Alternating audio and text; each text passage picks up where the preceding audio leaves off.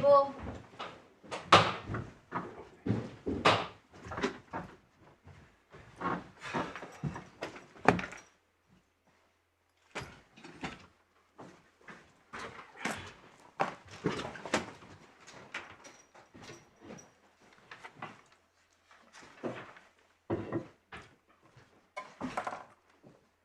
Yes. Thank you, my lord. At the risk of opening a can of worms, could I pick up 2 points that arose this morning? The first is in relation to notice, in relation to what are the notice requirements in relation to a stage 1 decision. The best we've been able to find is a guidance document published by the Home Office, which provides that a stage 1 decision must be served by recorded delivery. That's all we found. And it presumably was here. Yeah. It presumably was here. But, anyway, you haven't taken that point. Insofar as that's relevant for the interpretation of the scheme, that's what we found. Thank you. In relation to the meaning of deportation proceedings, which is of some significance in relation to paragraph F, could I show my lords, please, 2 passages in the guidance that we've got in the bundle. This is Authority tab 13.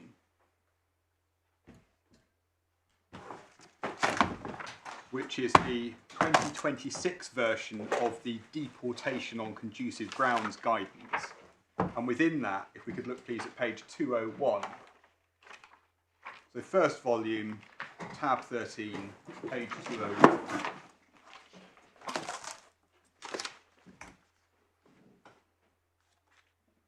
Now, the section of this guidance concerns a completely different kind of issue to the one we're concerned with.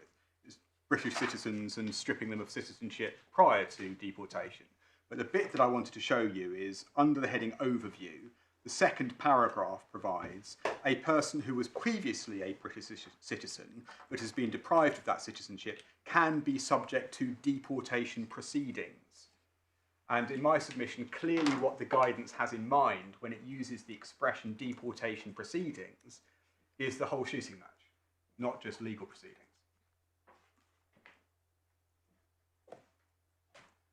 And there's a similar passage at page 228.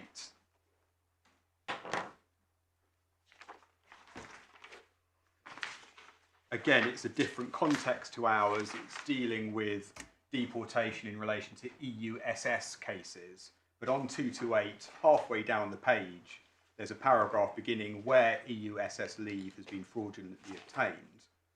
And then the second sentence, this process is to be followed regardless of when the EUSS application was made or when the conduct that initiated deportation proceedings was committed. Yes. And so again, in my submission, deportation proceedings is being used to refer by the Home Office to the entirety of the process. Right. That was the sweeping up. Could I then please turn to issue 2, article 8? And could I just say a little about the jurisdictional point that's been raised by the respondents' notice, unless the court tells me you don't want to hear about it now. So the factual context is that the ATC decision, as the court knows, was taken on the 27th of September 2024. As at that date, the appellant had lived in the UK since 2006, from the ages of 5 to 31. His whole life was in the UK, his home, his family, his work, his friends. He'd gone on a short holiday to Pakistan. He had ILR. He tried to return to the UK 12 days after he left. That was on the 28th of September. He had a valid travel document, the ILR, and he had a valid ticket. The only thing that stopped the appellant returning to resume his established family and private life was the ATC decision. It was that and that alone. And in those circumstances, we submit that the appellant was within jurisdiction for the purposes of challenging the ATC decision. On that, could I ask the court please to turn up the case of Ali, which is Authority tab 35, second volume of Authorities tab 35. Lady Justice Andrews. Exactly. And just to give the court the outline factors of that case, the appellant had ILR and had lived in the UK from the ages of 9 to 18. He went on a trip to Djibouti. where he lost his travel document, the Home Office had lost its record of giving him ILR, and he was therefore unable to get a replacement travel document. His ILR then expired by virtue of him being out of the UK for more than 2 years, and years later he applied for entry clearance to return to the UK. That's the context. Page 718. At paragraph 1, Lady Justice Andrews identified that the case raised an issue of principle. Just, I'm not familiar with this. Could I just spend a moment looking at the head note? Of course.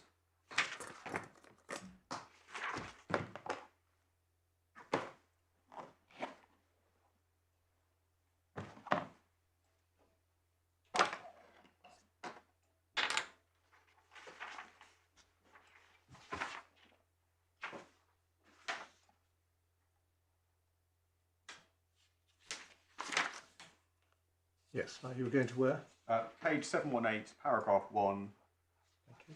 The issue of principle is the private life aspect of Article 8, and of course they're concerned with private life here, not family life, engaged when a resident non-national who was granted ILR and whose travel document has been lost or stolen whilst abroad seeks re-entry to the UK to resume their life in the UK. And the answer to that, paragraph 10, page 721, yes.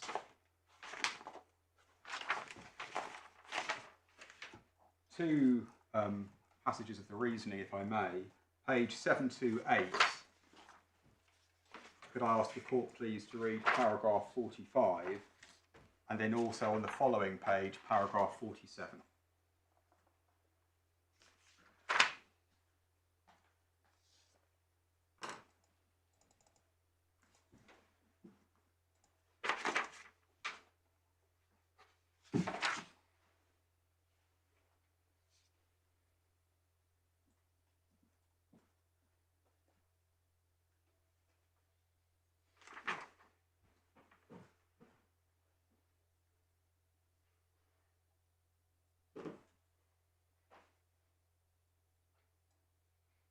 And that was said in the context of somebody being away for 10 years. Yes. Now in our case, the appellant was also a settled migrant. The ATC decision had a direct impact on his private and family life. We say that's sufficient for the purposes of Article 1. The cases on which the Secretary of State relies, cases of R3 and E5, those deal with a different issue. In both those cases, the applicant was complaining about a decision to deprive him of British citizenship. The applicant wasn't at that point trying to get back to the UK. Now, although the deprivation of citizenship would no doubt affect any later attempt to get back to the UK, that issue wasn't before the court in those cases. And the courts rightly concluded that they shouldn't address that issue on a proleptic basis, as they put it. By contrast, we're not inviting proleptic consideration. We're mounting an Article 8 challenge against the decision that actually kept the appellant out of the UK. So that's the jurisdictional answer, we say. As to this court's task on appeal against a Article 8 refusal by the High Court, we rely on Schvidler, which is Authority Tab 37. And as the court will know, in Schvidler, the Supreme Court held that it's sometimes appropriate for an appellate court to conduct a proportionality exercise for itself, rather than to review the lawfulness of the lower court's assessment of proportionality. One such circumstance may be where the court is considering the operation of the statutory scheme for the first time. And just to show the court one passage to that effect, page 838.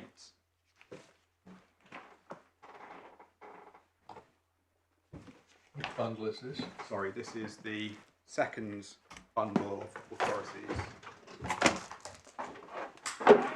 Tab 37, page 838. Thank you. And this is part of the leading judgment of Lord Sales and Lady Rose. Paragraph 144. The fresh determination approach is appropriate, where it's important that the appellate court should give its own opinion about the proportionality of a measure and its compatibility with convention rights, rather than defer to the assessment of the first instance judge. This is likely to be an important consideration in cases where the decision will provide guidance for other cases. And then there's more to similar effect at paragraphs 148 and at paragraph 164. I don't propose to take the court to those passages This now. case isn't really about the compatibility of the scheme No. with Article 8. No, it's not. This isn't even about the exclusion decision.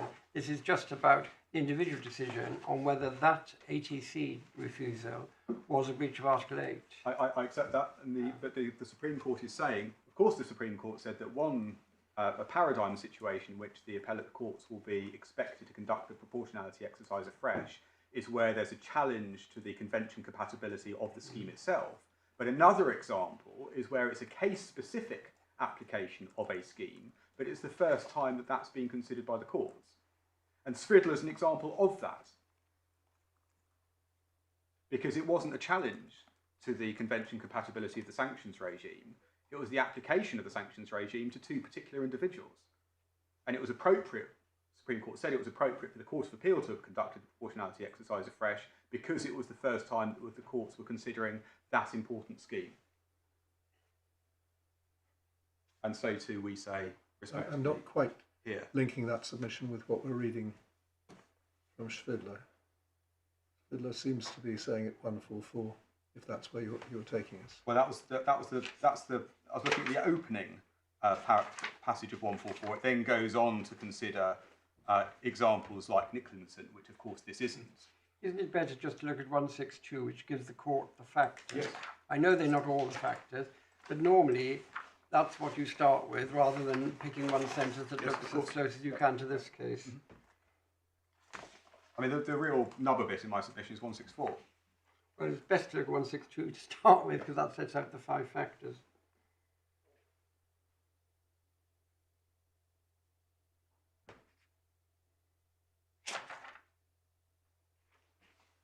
None of those appear to apply here. Well, factor 1 in my submission does. Hang on. The relativity across a range of cases, whether in terms of establishing a point of general principle approach. So you say it falls within one. This is the first time an appellate court is considering the convention compatibility of a decision taken under the ATC scheme. And also 6, there is a high importance for society of this issue being resolved at the appellate level in my submission. And as I say, this case is akin to Svidler. Maybe the ATC scheme isn't as important as the sanctions regime, but it's a similar application of a scheme to a particular individual.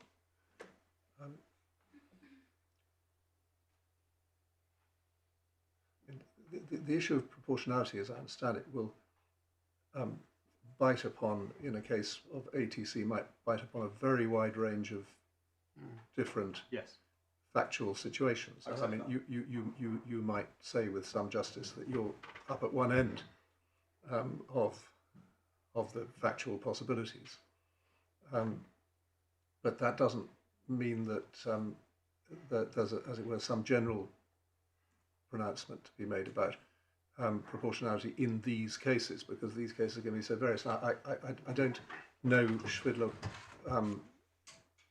well enough to know whether that was a sort of one type proportionality assessment, so that what the court said about it in one case was likely to be very relevant to what it said about it in another case. You can help us with Well, in my submission, it's not about giving guidance in the sense of this is now the template for all cases.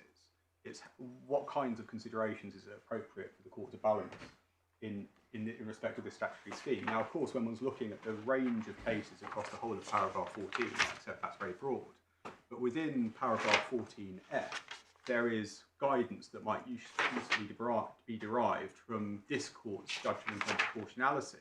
For example, how do you weigh competing considerations of public interest in the context of deportation proceedings, but for the purposes of the ATC decision?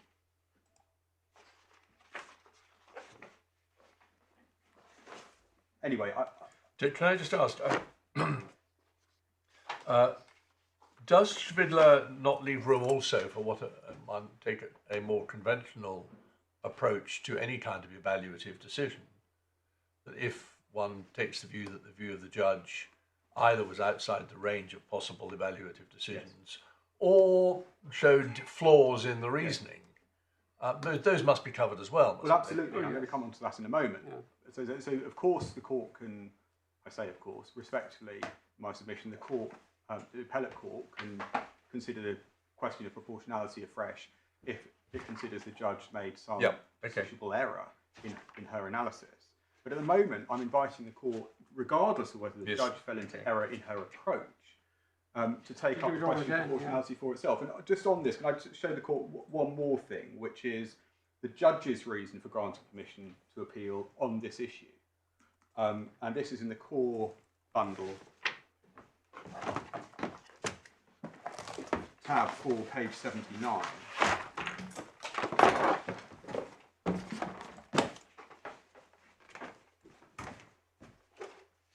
And if the court could read paragraph 13.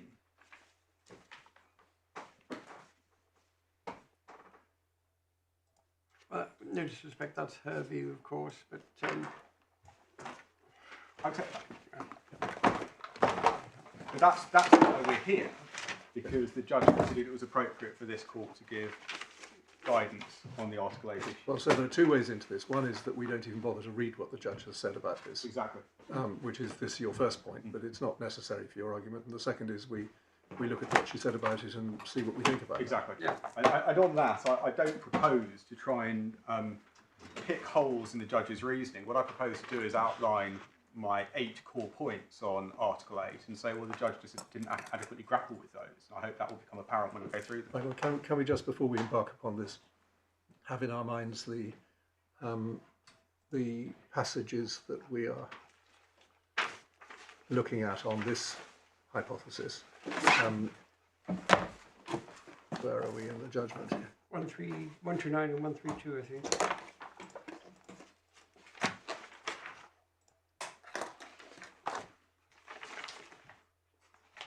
So core bundle page 105. There's 129 through to...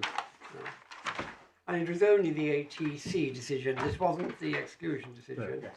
It's just the ATC. Just the ATC that one ATC decision on that day. Yeah. So it's 129 through to 141 Yes, it is. comprehensively. It is. Yes. Thank you. So if I may, eight points. The first is the point that my Lord Justice Lewis has just made, which is that the Article 8 challenge is the ATC decision alone. Now that means that we must squarely focus on the consequences of the ATC decision when assessing Article 8 impact and when considering countervailing public interest. But for the ATC decision, the appellant would have returned to the UK pending a decision to deport. This is one of your 8 points. One of my 8 points. Yes. And pending the conclusion of an in-country appeal.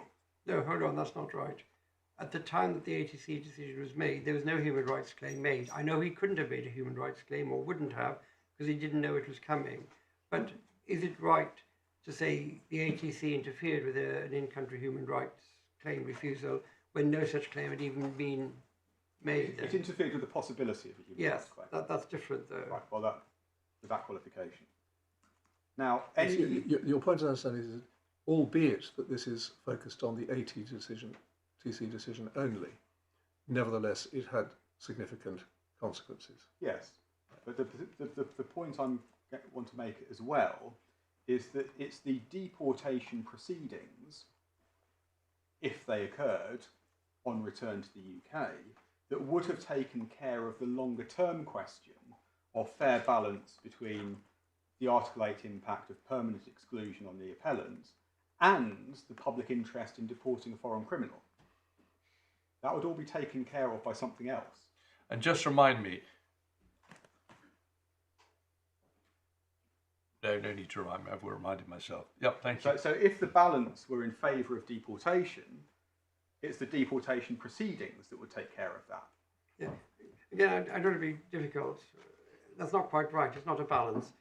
The section says, in the case of a serious criminal over 4 years, the public interest requires deportation unless the very exceptional circumstances over and above the fact that he's got a genuine subsisting relationship with the partner. It's not quite. It wasn't a as 4-year serious. case, though, was he? It was. It was over 4 years. It was 4 years and 4 months. 4 years and 4 months. He was a serious offender, as I thought. Yes, that's I'm right. sorry, So I've it's- remembered the facts wrong. Sorry, balance is the wrong word. I Yes. accept that. If the framework mandated deportation, then it's the deportation proceedings that would take care of that. That would have considered whether or not, despite the fact that it was in the public interest to deport him, there were very compelling circumstances over and above the exceptions. Yes, Yeah. but my submission is that it's not the ATC decision that's doing that work. No. We're Applying the talking here about proportionality, but it's necessity and proportionality. Yes. I mean, so another way of putting it is that given the fact that his absence was just happenstance, there was no necessity to keep him out for the extra period of time that it would have taken to deport him by normal means, Exactly that. if that was the right thing. So it's not really a proportionality question, or doesn't need to be. It can also be a necessity issue. Yes, it wasn't necessary to keep him out of the country to deport him. It's a deportation action that would have resulted in deportation. Right. Just remind me, at the time that the ATC decision was made, what did the Secretary of State know about the circumstances in which he had left, or the reasons for which he had left? I don't think that the Secretary of State did know that he had left. But it's not. Well, they apparent, must is have it, known that- he'd left, because otherwise why did they make an ATC decision? Well, that came after the. It's because the airline gives notice to the Secretary of State that somebody's on their passenger list. Yes. And so it's it's the day before he flies back Yes. that the Home Office gets notice. Yes, but at that point, Yeah. they asked themselves, they could have asked themselves, why has he gone abroad? Yes. There wasn't really time to ask him, but I just wanted to check what they knew. Yes. And presumably they knew nothing other than the fact he'd gone abroad. Yes, that's right. Yes, Well, they seem to have known. I mean, this may be a mistaken understanding, but they knew two things by then: that he was a serious foreign criminal, Yes. and secondly, that he'd gone abroad. Yes. But they didn't know anything about his individual circumstances, or why he'd gone abroad, or anything that might theoretically fall to be, forgive me, balanced. Yes. In considering what decision to make. You were going to take us, I hope, to the facts, but I thought they did know one thing. They did know that he hadn't got the notice when they decided to make the ATC. And they asked themselves, what should we do? And they asked a woman in the office, and she said, go ahead with it anyway. I'm not aware of the reference that my lord is making. I'm so sorry. But are we going to facts at some point? I was going to refer to some facts in the course of my submissions on this, but I wasn't going to. The problem is, I just think that's important. It's all we know is, well, I think all we know is what's that SB 79. Well, not unusually these days, the Secretary of State has not put in a witness statement to explain why she decided to do it, but she has exhibited the documents, and it's 179.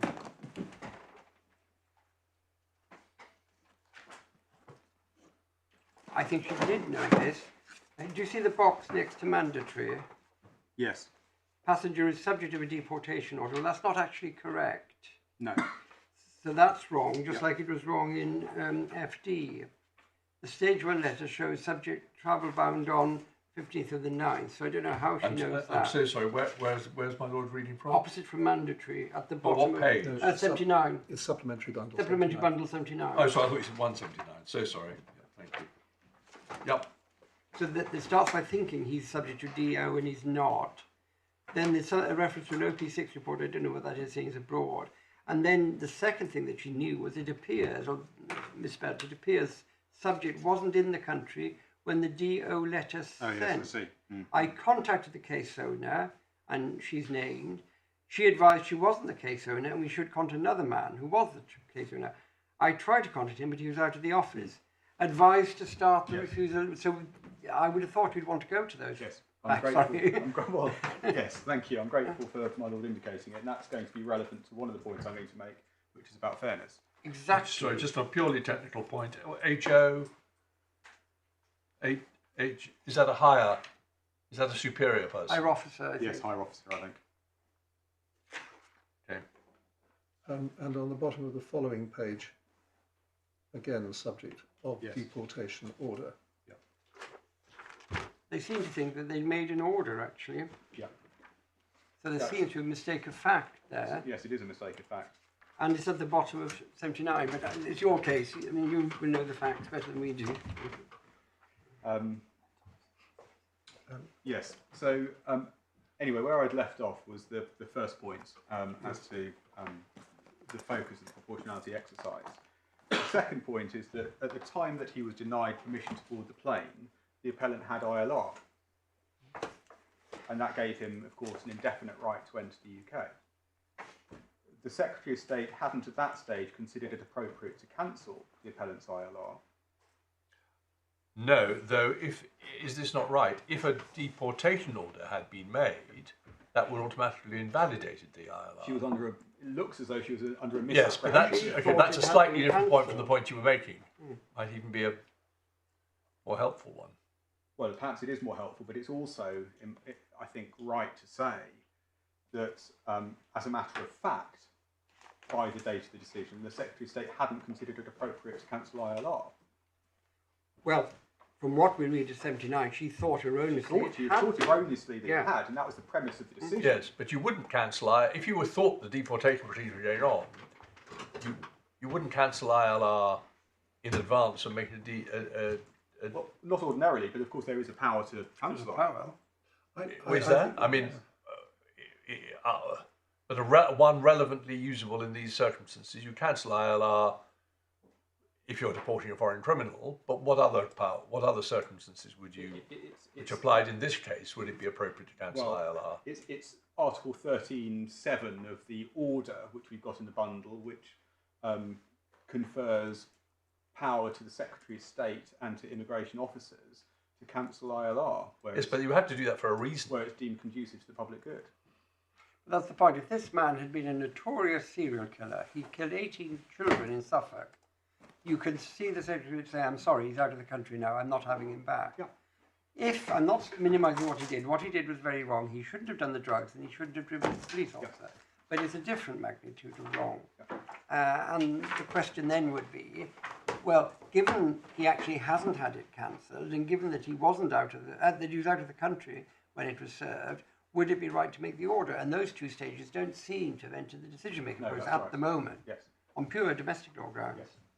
Yes. Well, that's absolutely right. I would be inclined myself to consider reading this case record when somebody says subject to deportation order, meaning that we've started the process.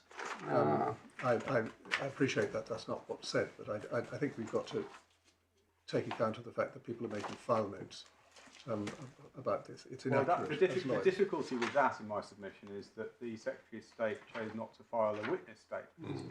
And this court has said, in the absence of a witness statement, any question of that kind, of what inference to draw, might well be resolved against the Secretary of State. I can quite understand that, but I'm not sure that the individual who was inputting this had been through the sort of thought processes that we've been through this morning. Well, that may be right.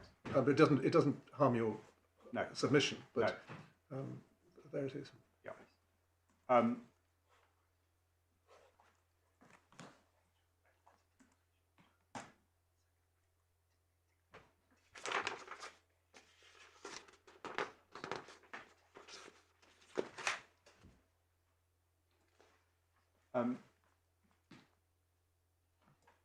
So I'm making my second point is that the ILR not cancelled. Had ILR not cancelled, and in my submission, it's implicit in the fact that an individual has ILR or ILE, that it's in the public interest that they be permitted to enter the UK,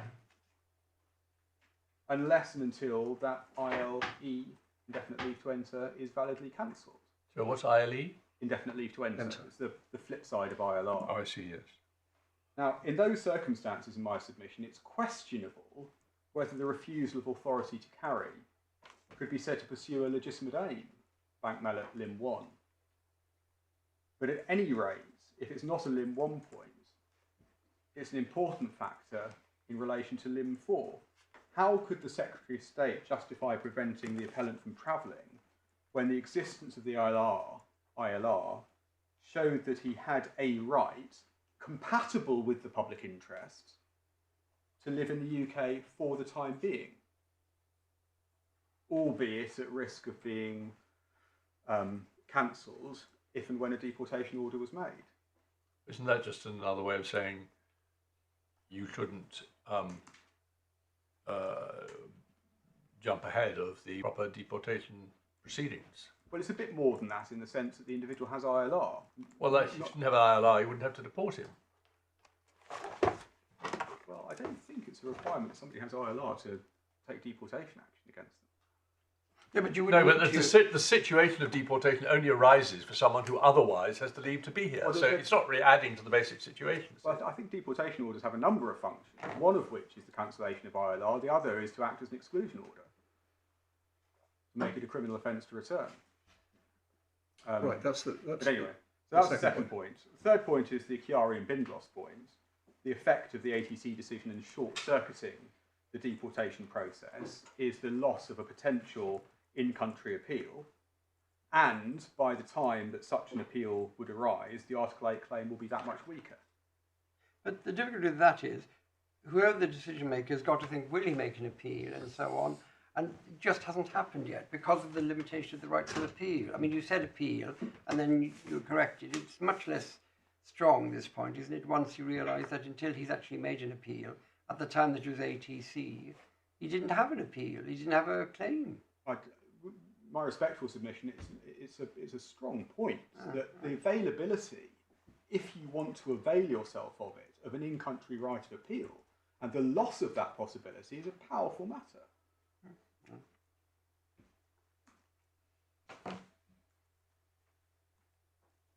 Fourth point is the impact of the ATC decision on the family life of the appellant and his wife, and the private life of the appellant, as explained in their witness statements. Now, the court may have seen the couple met at school, they became a couple in 2017, they married in 2023.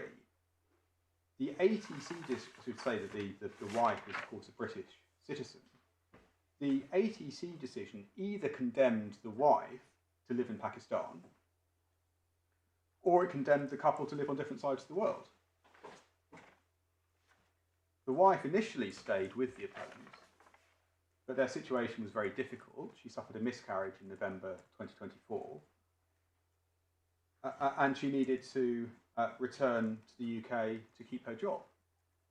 Now, by the time the wife returned to the UK, she was once again pregnant and subsequently gave birth to a daughter in the UK. The result of the ATC decision is that the appellant has never met his daughter. And this is this material to the validity of the decision when taken? Because none of these facts would have been known, or most of these facts wouldn't have been known to the Secretary of State. Well, convention rights don't depend on the state of knowledge of the decision maker. I accept my Lord's point that some of the events hadn't happened yet in the sense of the birth of the daughter, but as at the date of the ATC decision, it was clear on the fact, as ascertainable, that the appellant would either be separated from his wife, or the wife, a British citizen, would have to live in Pakistan. She was actually in Pakistan with him, as it happens, because her father was sadly ill. But a lot of these are post. That's why I said at the beginning of the ATC, it seems odd to say the proportionality must include future events. Well, it's the inevitable consequence of the ATC decision has to be taken into account. It's artificial to look at things just on the day. You've got to ask yourself, what are the consequences on the appellant if I take this decision? I'm just thinking, I mean, I know you've got 4 more points on Article 8, but just because there's a human rights article doesn't necessarily always mean one has to think everything in that way. But it isn't, I don't know whether it's open to you or not, but it isn't a stronger point, one that was raised in general by my Lord, but comes to my mind now in the light of what you're saying. I mean, as I understand it, the Secretary of State knew nothing whatever about your client since the moment that he was sent to prison, which at that stage was 6 years previously. As there being no evidence, nothing whatever was known about him except what the judge thought about him when sentencing him. And that seems to cause all sorts of difficulties when the state is making orders that have this sort of predictable consequence. And that doesn't involve going through any European human rights jurisdiction. It's a much more straightforward point.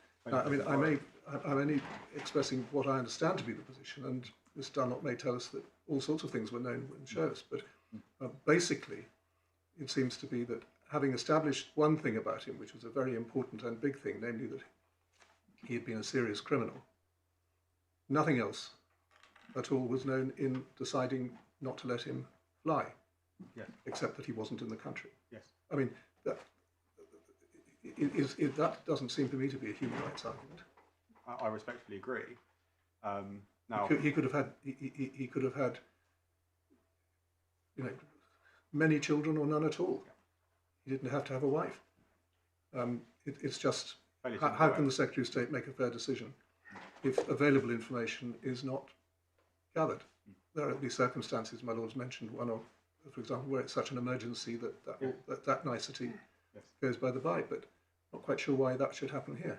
No, and I respectfully agree, my Lord, and I hope that I have been taken to have adopted the point about fairness, and I would, with respect, put the point that my Lord has just posited under the heading of fairness, which I have adopted and advanced for the purposes of issue 3. Well, I'm just wondering whether you seek to put it within this ground, or whether you accept that it doesn't really fall within this this ground. In my submission, it does also come within this ground for reasons I'm going to develop in a moment. But I accept that it's a freestanding fairness point. But I mean, counterfactual situations and so forth of the kind we've been suggesting seem to, speaking myself, seem to me rather fiddling around the edge of the real issue here, which is a decision which is taken without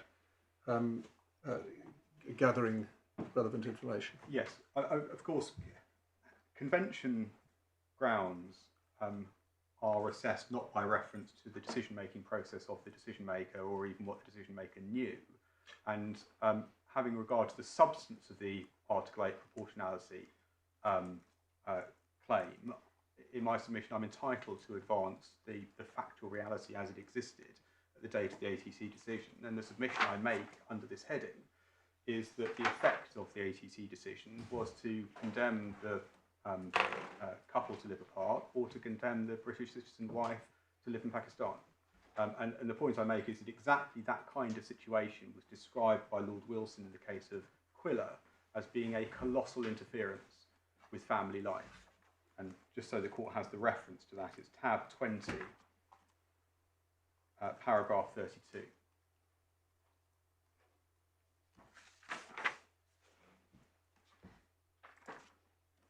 That was my fourth point. The fifth point is that if the deportation process had operated as it should have done, the appellant would never have travelled to Pakistan. But for the maladministration of the Prison and Probation Service, the opportunity to shut the appellant out of the UK and short-circuit the deportation process would never have arisen.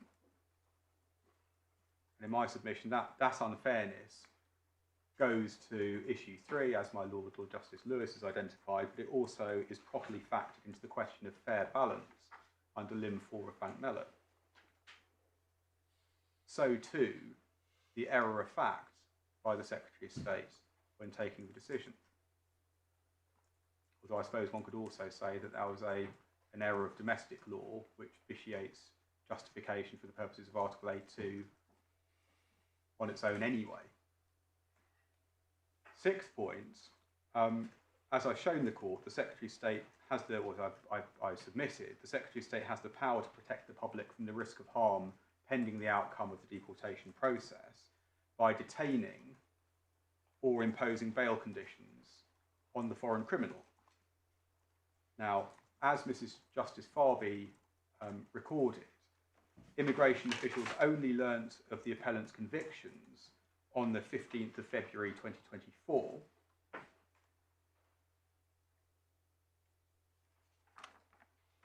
They then concluded on the 20th of When he told them, presumably, as part of his biometric thingamabob application. Yes. Exactly. They then concluded on the 20th of August 2024 that the offences met the criteria for automatic deportation. And the appellant then travelled to Pakistan on the 16th of September. The point I make is that the Secretary of State apparently didn't consider it necessary to detain or impose bail conditions on the appellant during the period February to September 2024. So this is the second letter that you showed us earlier on. No, that was to do with the exclusion decision. Yes. Right, so what's the August 2024 reference? So the August 2024 reference is, I'm taking this from Mrs. Justice Farby's judgment, yes. That is the date on which the Secretary of State concluded that the appellant's offences met the criteria for automatic deportation. So it took them 6 months to draw the conclusions from the, which were necessary conclusions from the facts, which they discovered 6 months, which they were told by him. Which they're told by him.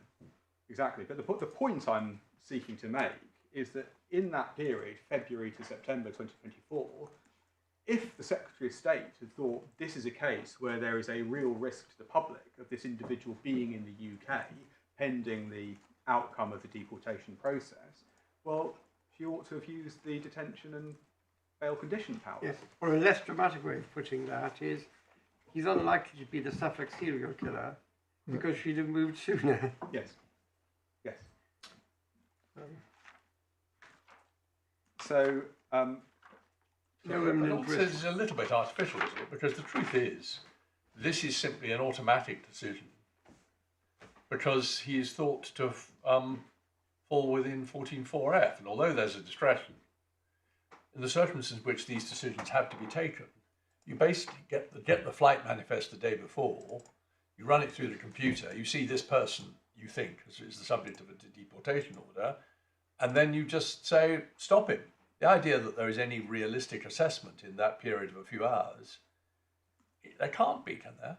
Well, perhaps not within those few hours, but then there ought to be some kind of review process to say, well, we've kept him out on this date. Before we maintain that decision, let's review. Did he ask for a review? I'll have to check whether there was a specific request, but it's quite clear that the ATC decision was being challenged. That's why it's important that before they took the decision, they did know that when it was served, he was outside. Yes. Normally, you might say, well, frankly, if somebody's gone abroad, on their own heads, that's on them. But that's why page 79 might be important. Yes, well, absolutely. Well, in my submission, it is important. You were taking us to the judge's decision at paragraph 23, and this is the point at which he says that Home Office officials then took until the 20th of August 2024 to determine offences met criteria for deportation. Well, as my lord has said, that it wasn't a very difficult question.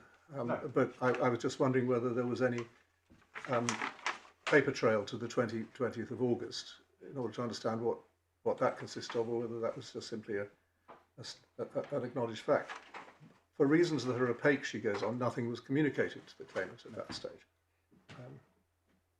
Well, I'm told that the judge's findings on that were based on the underlying Home Office records, which we don't have in the bundle. We don't have it in our bundle.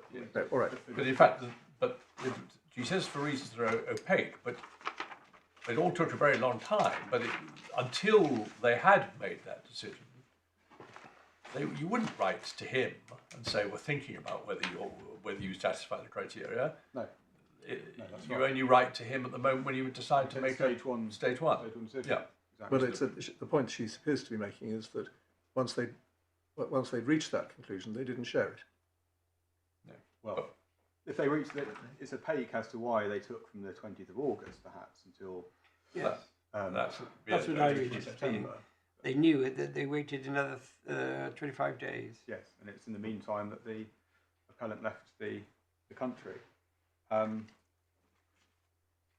Yes, I mean, my fifth point had been that it was unfair on the appellant for him to have ended up shut out of the country, because if the process had operated as it should have done, he should have been notified of his liability in prison. Well, something seemed like a windfall at the time. Yes. turned out not to be. Well, and it might be, well, what might add to that unfairness, the failure of the Home Office to recognise when taking the ATC decision that he hadn't had notice. Yeah. And so I think I would put, within the Article 8 rubric, I'd put my Lord's fairness point in relation to non-notice and in relation to the Home Office's recognition of non-notice under that. So non-notice of what? Non-notice of the Stage 1 decision. But again, they don't know that. They do know that. They do know that. It's exactly the point that I had overlooked, and my Lord Justice Lewis has pointed out that when they took the ATC decision, it appears that the Home Office did know that. Well, they knew he was abroad. Yes, no. They knew that he hadn't been served. That's why I do think that paragraph, that page is important. Well, I respectfully agree. I know I'm obsessed about facts, and I know every public lawyer says, "Oh no, the facts aren't relevant." No, but they facts are relevant. And my Lord's quite right. Page 79, I think it was. It appears subject wasn't in country when DO letter sent, is what it says. Exactly. So we know he's not had notice. And they try and get the case officer to find out what's happened, and he's not there. Well, he's entitled not to be there. He might have been on holiday. Yeah. And they go to another person, and she says, "Oh, send it anyway." Yeah. It seems to be what happened. Yeah. Yeah. So they weren't saying that last bit. If HO stands for higher officer, done the right thing. You've gone to someone more superior who takes the decision. That's not in itself wrong, but. No, but the point is that they knew, the Home Office knew when they took the decision that there had been what might be characterised as unfairness to the appellant in that he hadn't been given notice. Though oddly, if they really thought it was a deportation order, it wouldn't have mattered. He would have been on notice that he should never have been abroad. Because there would have been a whole process to have been gone through before then. Yes, well, if we're on that track, then we're in a fundamental error, vitiation of justification because it wasn't in accordance with domestic law. It is unfortunate there's no witness statement to tell us what the thinking was on the part of the person who had made these decisions. Yes. Can I develop that point in a moment? The seventh point I wanted to make is related to the sixth I've made. For the purposes of Lim 3 of Bank Mellon, there was a way for the Secretary of State to protect the public interest pending the conclusion of the deportation process in a way that was less intrusive of the appellant's Article 8 rights. Because from the appellant's point of view, it would have been better to be allowed to fly back to the UK and be detained on arrival in immigration detention, or be detained and then bailed, than to be shut out of the country and not be able to pursue the deportation process at all. He'd, of course, have been able to ask an independent tribunal to review detention and to review bail. I thought that was your point 6. Well, my point 6 was that the Secretary of State had had the opportunity to do that before he left the UK and had chosen not to. My point 7 is, well, even if she'd just dropped the ball, she had another opportunity to do so in September when taking the ATC decision. My 8th point then is to pick up the point my Lord just made about the absence of evidence from the Home Office. The Secretary of State bears the burden of justification under Article 8.2. It's well established. You can show my Lord's authorities if you want to see it. And it's a striking feature of this case that the Secretary of State didn't file any evidence to justify the interference. The ATC decision doesn't provide supporting reasons. There's no documentary evidence of the Secretary of State's officials conducting any kind of proportionality assessment. And the Secretary of State didn't file a witness statement explaining the relevant factors from her point of view. Yes, we've got the sentencing remarks from 2018, which were filed by the Secretary of State in these proceedings, which of course militate in favour of deportation at the end of the process. But that's not the question. The question is, why couldn't the appellant be allowed to use his ILR to come back in the meantime?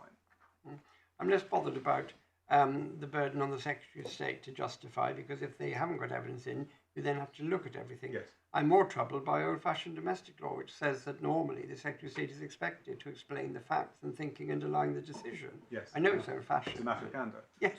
Yes. Well, where that leaves us in my submission is that if there are any doubts as to what occurred, those doubts should be resolved against. Well, what the law says actually is that you can infer. Yes. It doesn't say that you must resolve them against. You know, there are rules. By way of inference. Yeah. I accept that, my lord.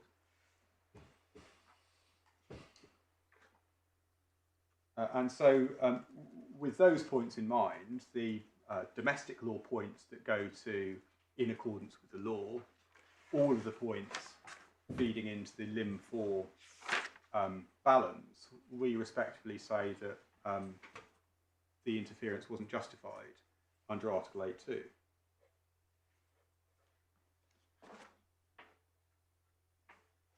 And I hope I'll be forgiven in that compressed way, having put the domestic public law points within the Article 8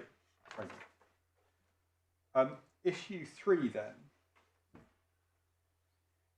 The simple, first and simple submission is that we say that the exclusion decision should be quashed because it was predicated on the appellant being outside the UK pursuant to a lawful ATC decision. Perhaps I misunderstood. Isn't that conceded in Mr. Dunlop's strategy? Yes, I think. Well, I think it. He concedes it's relevant. Paragraph 51 of the. I think it was relevant, it's not decisive, isn't that your position? I don't concede that's necessarily the right remedy, but I do concede that if my learned friend succeeds on issues 1 or 2, then that's a factor that should have been taken into account and wasn't. Should have been taken into account and wasn't. Yeah. Yes. Okay. So I think where that takes us is that if the ATC decision was unlawful, then the exclusion decision and cancellation of ILR were unlawful. I accept, as my learned friend says, that the question of remedy is a separate matter because there's a discretionary element to the grant of relief. It doesn't automatically follow that the exclusion decision should be quashed. But there is, in my submission, a strong presumption that unlawful administrative decisions should be quashed. We wouldn't need a mandatory order because the effect of quashing the ATC decision, quashing the exclusion decision, and quashing the cancellation of ILR is that the appellant will be able to fly back to the UK under his own steam. Unless they issue another ATC decision. Unless they issue another ATC You know, decision. you're such a trusting soul, Mr. Button. That's the problem. They could do it again. Yes. Well, And they may be entitled to. It depends on the basis on which the court concludes that the ATC decision was unlawful. I mean, if it was outside the scope of the scheme, then Yes. it would be very difficult. But I accept the question of relief is discretionary, is perhaps then appropriately addressed once the court has given its draft judgment on the issues. I also advance under issue 3 the fairness point that's been raised.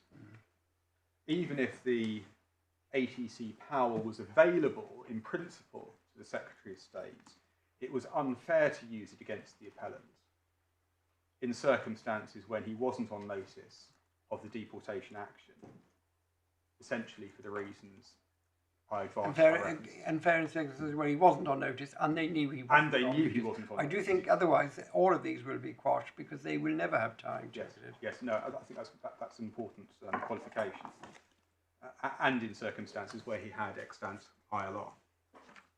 But in practical terms, your suggestion then, maybe a joint suggestion, is that we decide what we decide about the points of principle, and then we hear from you either by agreement or not in writing about what consequences should flow.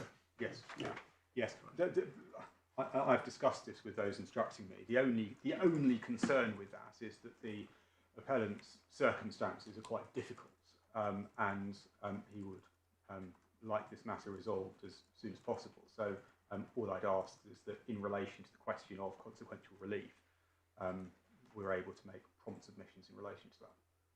Well, clearly you'd be able to make prompt submissions. Obviously, there's a question of how long it would take for our decision to reach you. And Well, that's in the court's hands. I think all you're saying is bear in mind that there is a live issue still for your client. Yes, I have competing commitments. Issue 4, I appreciate I'm almost hard up against my time. I'm going to take this quite quickly. Can I deal with it in 5 points? Is this the Commonwealth Citizens can't make an exclusion order point. Yes, exactly. Okay. 5 points. First of which is, what is an exclusion direction? And could we go back, please, to core bundle, page 274.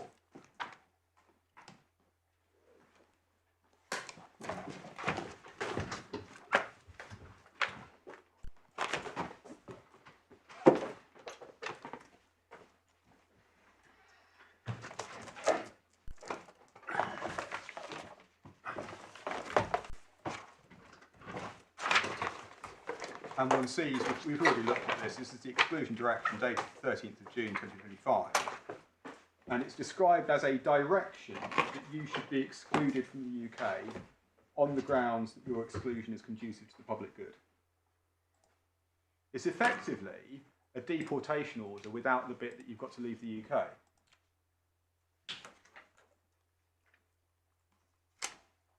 And in practical terms,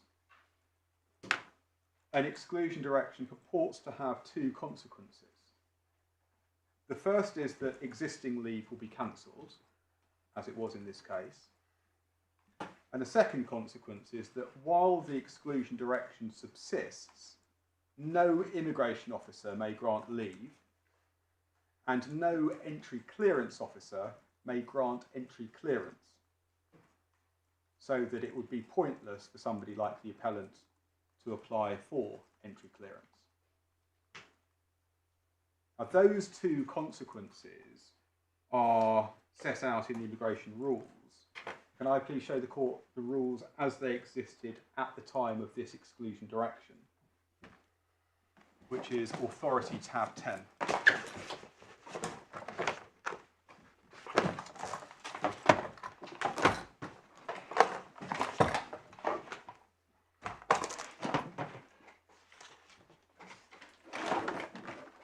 And if we could look, please, at page 106, it's rules 9.2.1 and 9.2.2.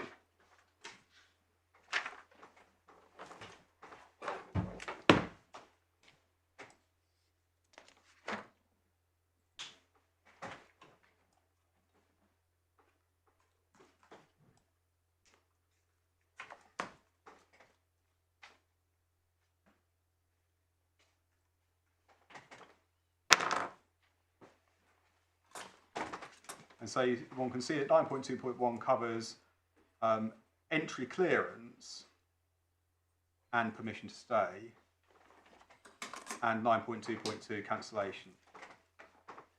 Now, in my submission, both those rules presuppose a power to give an exclusion direction where the Secretary of State has personally directed. They don't themselves purport to confer such a power. I had thought the exclusion order had legal effect. I would have thought, for example, it meant a person might be breaking the law if they come in, because there are exclusion orders that do that. And that's why I was troubled about it.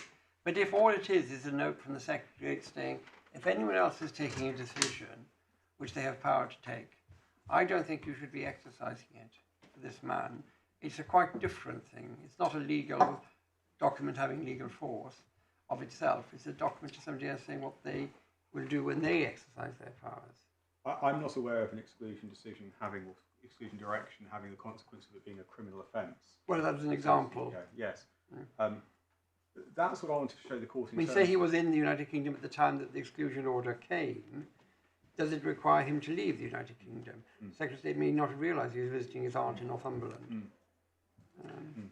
Anyway. Well, anyway, as so far as we can understand the purported effect of an exclusion direction, it's the two consequences that I've just described. The second point I wanted to make is, what did the Secretary of State think was the source of the power to give an exclusion direction? Can I just ask a prior question? An exclusion order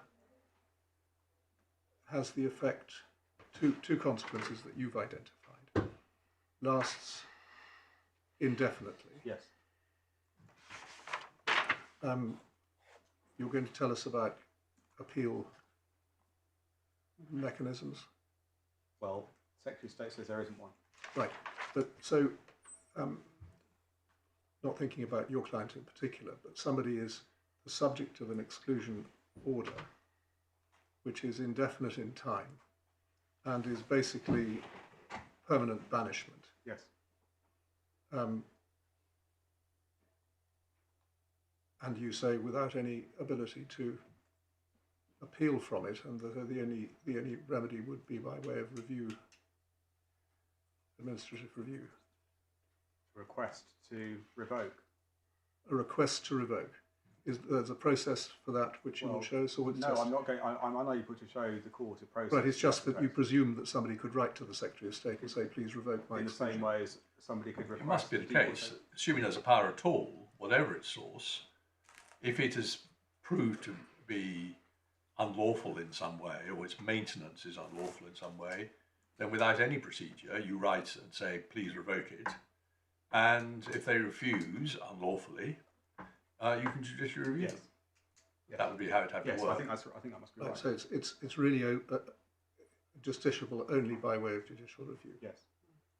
That I think is the Secretary of State's position. But I think my problem is it's not a power to exclude at the moment.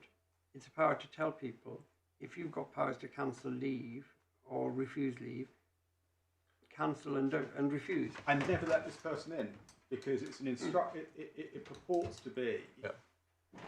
Well, this is the similar analysis of what you're coming on to what. I'm going to yes. Well, perhaps that wouldn't. But I was just wanted to make the point that it goes a little bit further than the way in which my Lord Justice Lewis just characterised it. It's not just about you're not going to be granted leave. It's you cannot apply. It's pointless in applying for entry clearance. You'll never get a visa to come to the UK. Yeah, but my Lord's point is that works by the entry clearance officer being told by the Secretary of State what to do. Well, the point I'm going to come on to make is that in my submission there is no statutory power. Well, that's the next stage of the argument. One of the next stages of the argument. No power to tell any. Yes, you can tell an immigration officer what to do. You can instruct an immigration officer. There's no statutory power to instruct entry clearance officers. Oh, because they are special. Right, okay. Now, I just wanted to, before I get to that point, the second point of my 5 is what did the Secretary of State think was the power to give a direction of this kind? Now, the Secretary of State, until this case, seems to have thought that there was a prerogative power. And the reason I say that is, in particular, if we look at the ATC scheme. Exactly, yeah. So, tab 8 of the authorities, page 96. Of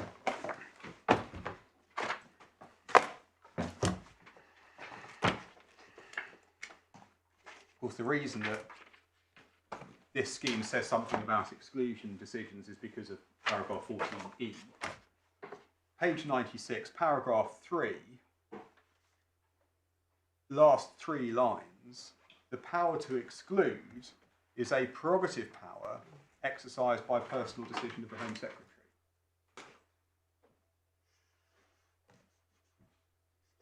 And one can see why the Secretary of State took that view, because the Court of Appeal has said on a number of occasions that there's a prerogative power to make an exclusion order. We've set out some examples of that in our skeleton at paragraph 51.1. Could I perhaps just show one of those?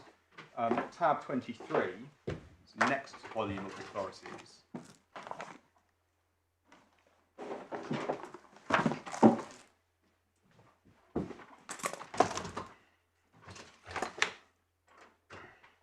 So sorry, which tab? Tab 23, please. Next volume. Ironically, a case in which Mrs. Justice Farby was then Miss Judith Farby was counsel. I wanted to show the court the judgment of Lord Justice Laws. The case related to a deprivation of citizenship, and after that, a direction to exclude the appellant from the UK on the ground it was conducive to the public good. And if we look, please, at page 434,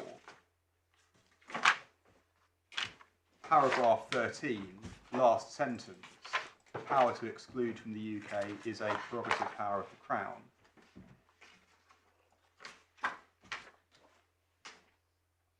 And paragraph 16, And so the deprivation and exclusion decisions were taken. As I've said, the decision to exclude was taken in exercise of the probative power. Don't do it now, but there must be a textbook somewhere that will tell me, if I was an alien, what the probative power is. I assumed it's to do with pre-1914. If I was a German in 1914 and I wanted to get them out of England because we were at war, I had a probative power to say, leave the United Kingdom or don't come to the United Kingdom. It would be helpful if there was some ancient textbook that told me what the probative power was and what it actually meant when I excluded an alien and what the consequences would be. I'm sorry that I don't have that now. We will no, but you understand where my I understand the question. Yes, yes.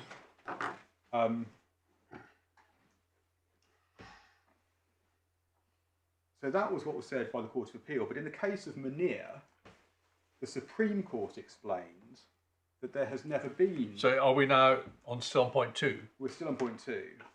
The Supreme Court explained that there has never been a probative power to control the immigration of Commonwealth nationals. Now that's previous bundle, I'm afraid, tab 18.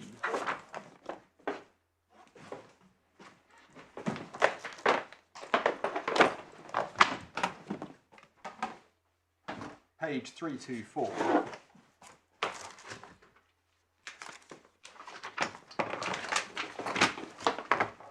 And perhaps the court might read paragraphs 25 and 26.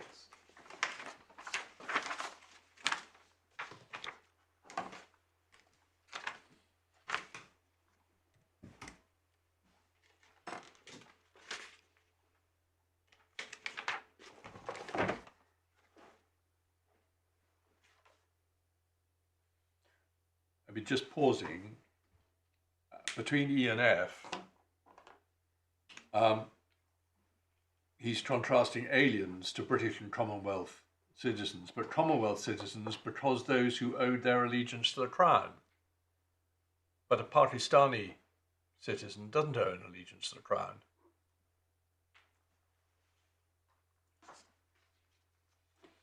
Sorry, we better read to the end.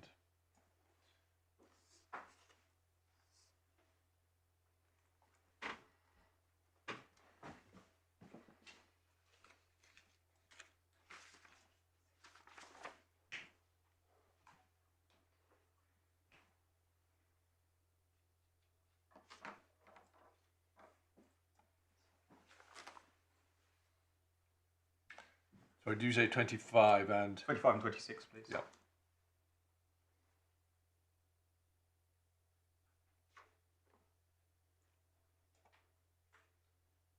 This must be where I've got enemy aliens from, I think. Yes. Yes.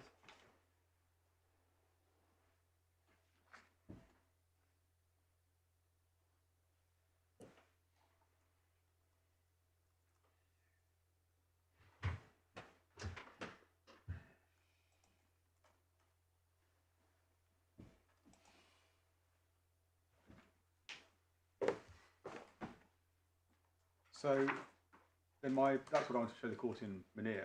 My third point then is that in these proceedings, the Secretary of State disavows reliance on the probative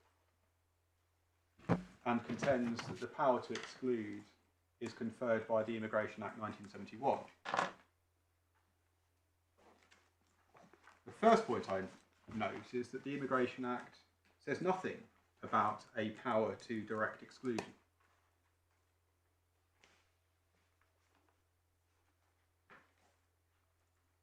Now, I accept that the Immigration Act gives the Secretary of State the power to do some of the things that an exclusion direction purports to do. So, as I indicated earlier, I accept that the Act empowers the Secretary of State to instruct immigration officers to cancel ILR and to refuse to grant leave. But I don't accept that the Act empowers the Secretary of State to instruct entry clearance officers to refuse entry clearance. Yeah. And just remind me why are they separate again, entry clearance officers? They are different officials. I'm going to show the They're not immigration officials, so you can't have, the power doesn't apply to them. They're separate office holders. They're separate office holders, Yeah. so they are not immigration officers as the term That's is why used in entry 1971. clearance cases the respondent is always the entry clearance officer, Exactly. or should be. Exactly so. Yes. Yeah. Exactly so. So Mahad is an example of that. It's the defendant in Mahad was not the Home Secretary. It was the... And it may not be Mahad itself, but there is some case where this point is authoritatively made.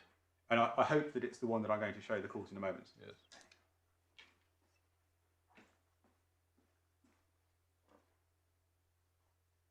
So if I could just deal with immigration officers first, if we look please at tab 1 of the authorities bundle at page 21.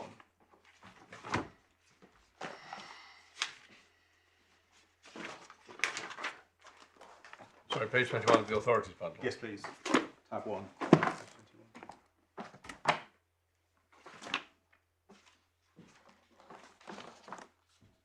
And so one can see section 4, subsection 1, identifies the post of immigration officer and identifies their function as giving or refusing leave. That's the best we get in the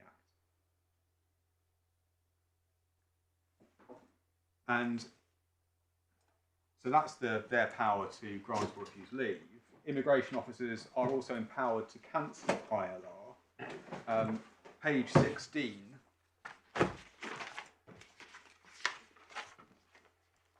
The Secretary of State may by order make further provision with respect to giving, refusing or varying leave. He's done that.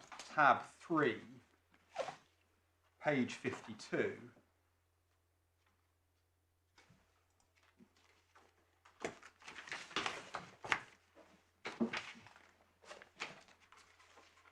Article 13(7). Either an immigration officer or the Secretary of State may cancel ILR where a person is outside the UK.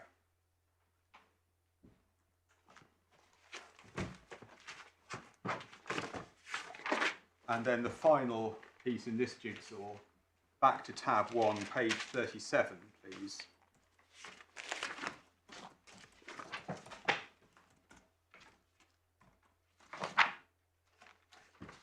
We're now in Schedule 2 to the Immigration Act.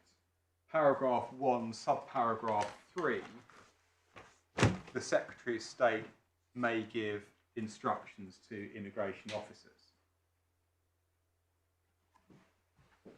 Which is why I've accepted that the Secretary of State may instruct immigration officers to cancel ILR or refuse to grant leave. But in my submission, entry clearance is something different. We could look, please, at page 30 of this tab. One sees a definition of entry clearance halfway down the page.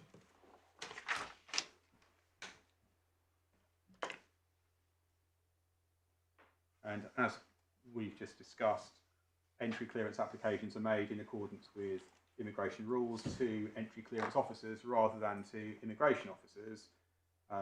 Entry clearance officers are officials who are posted. Sorry, we're in the definition of para 30. We're in the definition on page 30. Sorry. Page 30, yes. I'm now adding, I'm not reading from the definition. Oh, I see. Sorry. It doesn't get one very far. I'm just showing the court what the definition of entry clearance is. Yes, okay. And now I'm just making the point that entry clearance applications are made to entry clearance officers who are officials posted overseas. But where do you get that from? I'm sorry. Well, that's not stated in paragraph 30. So are you about to take us to somewhere it shows it? I'm going to show the court in a moment. Well, let me do it now. I mean, Mahad is an example, as I indicated. The response. But you showed us things about leave by immigration officers. An entry clearance officer could be a fancy name for an immigration officer. Is there anything that says there exists a category of people appointed by the Secretary of State and paid? Tab 16. Yeah. Case of NA Iraq. A case concerned an application for entry clearance to an entry clearance officer.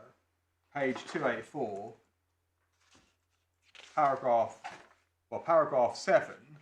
The immigration rules provided an application for entry clearance will be considered by an entry clearance officer.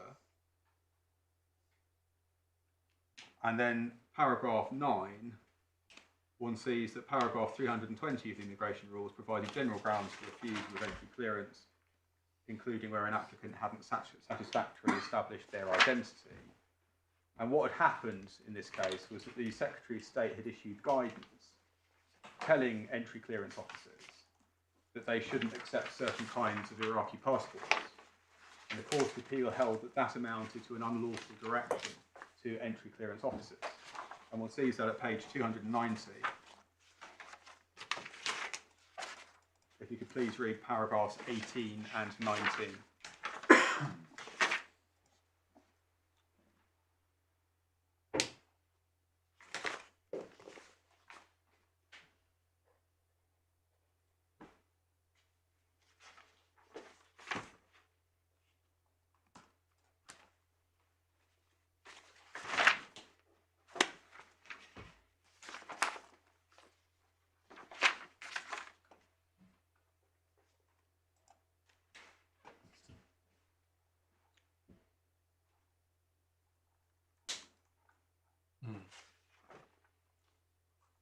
Is there nowhere that tells us what an entry clearance officer is? There's no statutory definition, as far as I know, and this is the best authority that we've been able to find. Yeah,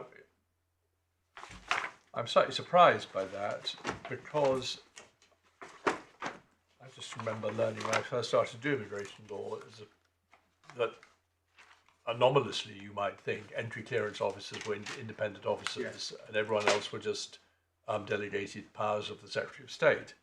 And I thought that had been established in some important decision. The practice of always suing the entry clearance officer, I'm sure, goes back before Mahad. I think goes back before NA. Well, maybe Mr. Dunlop will know the answer. Yes, or maybe those behind him will. We'll have another go overnight, if I may. Well, and it's fair to ask Mr. Dunlop privately. Yes. Please do. But yes. So that begs the question: where is the Secretary of State's power to issue instructions to entry clearance officers for the purposes of paragraph 9.2 of the immigration rules? Now, contrary to what the Secretary of State appears to have thought at the time, there was, we say, no prerogative power to do so. And as far as we're aware, there's no statutory power to do so. So it follows in my submission that the Secretary of State doesn't have the power to make a decision that has all the purported consequences of the thing that is labelled an exclusion direction. Where are you? Is your sole source for saying that you can't do it for Commonwealth citizens those two paras in Munir? Yes. Well, speaking for myself, but not now, because you're clearly not in a position to do it, but I want to understand why that is. I'm far from clear that's ratio. Not sure that's what Munir was about. And I just don't understand why a Commonwealth citizen from a republic is not an alien. Anyway, I'm flagging that up. I don't. Yes, I think that perhaps the best I can do at this stage is if the court might turn up Mrs. Justice Farby's judgment at page 90 of the core bundle.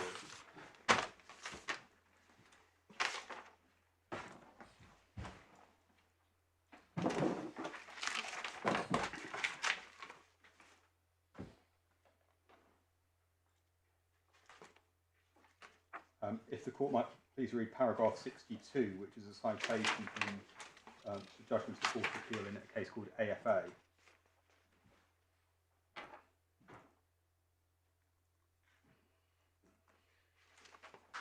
Well, anything Lord Justice Singh says, obviously, prima facie right, but only prima facie. It's an important part of your argument. I'd like to understand why. But that, in my submission, is the answer to my Lord's question. Well, what does aliens refer to in section 33.5? Maybe when it was enacted, it covered Commonwealth citizens, but does it still? In my submission, the citation from AFA indicates that it does mean that still. But the other unsolved mystery is, what is the power of exclusion or an exclusion order?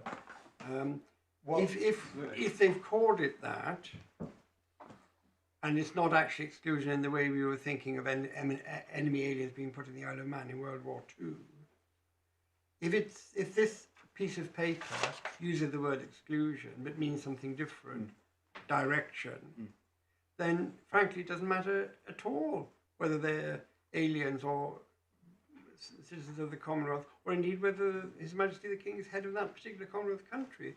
Because your point would be good, whatever they are, because you say the entry clearance officer is separate from the immigration officer, which he or she may be.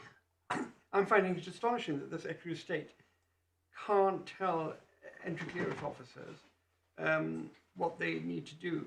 For example, on this analysis, they can't say a mass murderer from Texas shouldn't be allowed in, because that's down to an independent officer. I just find it incredibly difficult to believe. Well, that's covered by the substance of the immigration rules. You shouldn't, entry clearance officers comply with the immigration rules, and the rules say don't let in people with convictions and so forth. So the Secretary of State must seek judicial review of her entry clearance officer if he goes AWOL and starts letting in mass murderers. Well, there are powers of cancellation of... so they let them in, and then the Secretary says, well, I'm cancelling you now.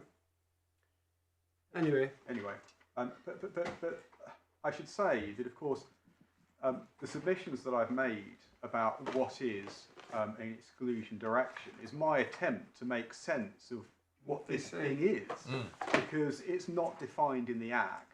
We've not been able to find any law on what an exclusion direction is. It's my best guess at it.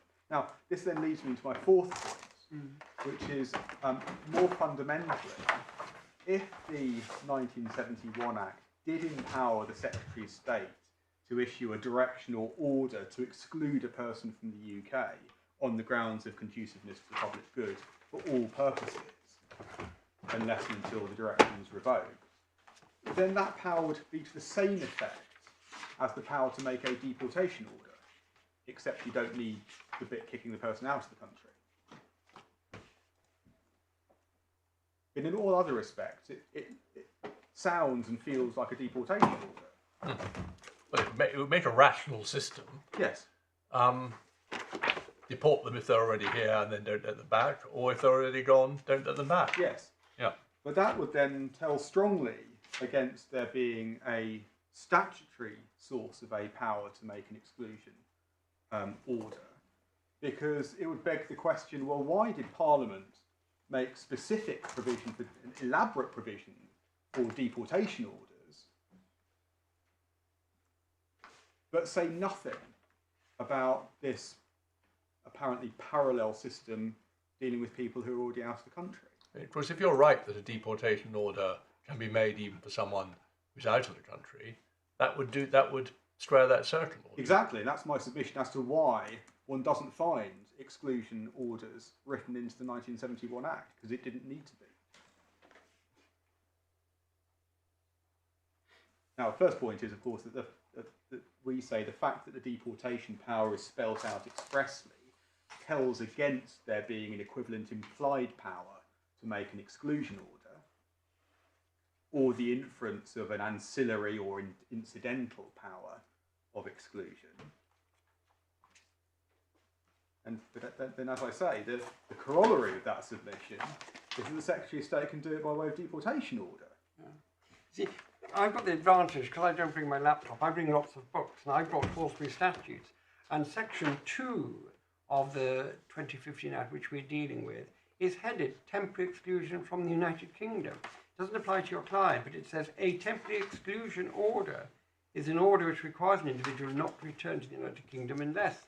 So there are statutory provisions in the very Act that we are concerned with saying there is a thing, a legal instrument, and that legal instrument has certain consequences. And then it goes on to say there are 5 conditions that have got to be met. Now, I'm not saying that this is this case, but when I looked at the case, I thought, oh, an exclusion order, there'd be a set of provisions setting out who is going to make it, who is capable of being the subject of it, what are the criteria and what are the conditions. And that's why I'd begun to think that although they call this an exclusion order, it wasn't.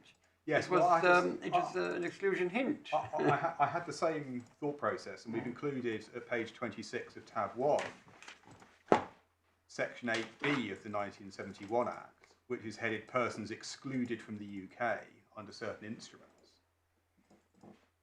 Yes, that's the same sort of thing, actually.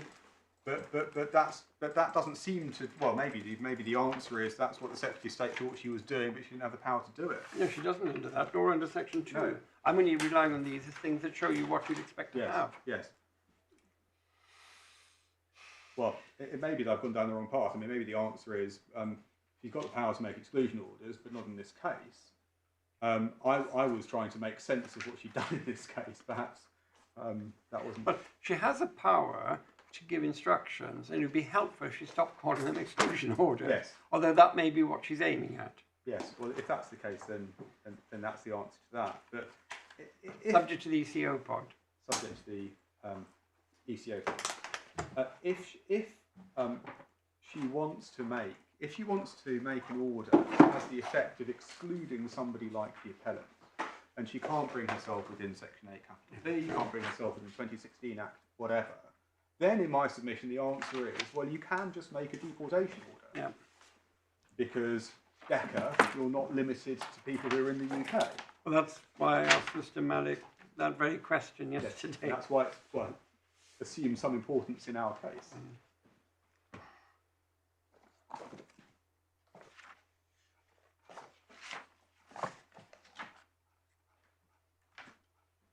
Then I think fifth and final point is that it follows in my submission that the Secretary of State didn't have the power to make this thing an exclusion order, exclusion direction in our case. She could have followed the Section 33 process and ultimately made a deportation order, but that's not what she purported to do.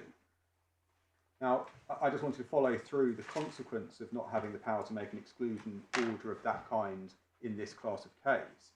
It also has consequences for the ATC scheme, because as we've seen, 14E of the scheme provides that authority can be refused if the Secretary of State is making a decision to exclude, and paragraph 3 says that purports to be an exercise of the prerogative power. But as I say, if there's no such prerogative power, if there's no power to make a thing called an exclusion order, then 14E is really redundant. Your problem is a quite different problem. If it's only an instruction, and even though it can't have been effective on the ECO point, if you're right on that, to stop him getting entry clearance, it was capable of being effective to cancel his ILR. Yes. Well, that's the problem that you've got. If that's what it was, then the effect of my submissions is that they were entitled to cancel ILR on that basis. Of course, that does no violence to the other submissions I've made. Yeah. Then you'd have to rely on the fact that the ATC was unlawful, and therefore the exclusion order was unlawful. It's a much narrower, less dramatic case than you'd had when you walked through the door. Yes. So the consequences may still be dramatic for the Secretary of State, just not quite so dramatic for my client. But of course, my client would still derive some benefit from that outcome, because it would be open to him to make an entry clearance application that wouldn't automatically fall for refusal. Yeah. Might I turn my back for a moment?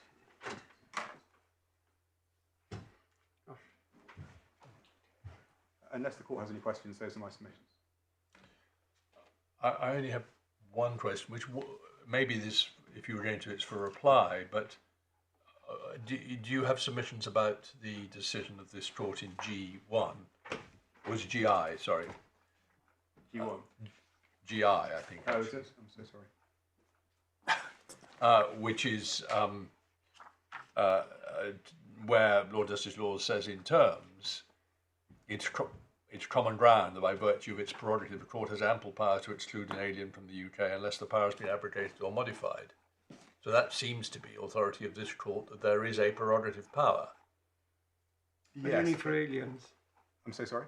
But only for aliens. Well, that's a separate question about whether Commonwealth citizens are alien, but your point goes wider than that, as I understand it. It does. That there is no prerogative power. Yes, that is my submission. Yes. That seems to be contrary to G1. But I rely on Munir, and you say they were in fact very close in time, and Munir. G1 predates, or GI predates Munir a little bit. Well, that may be the answer, but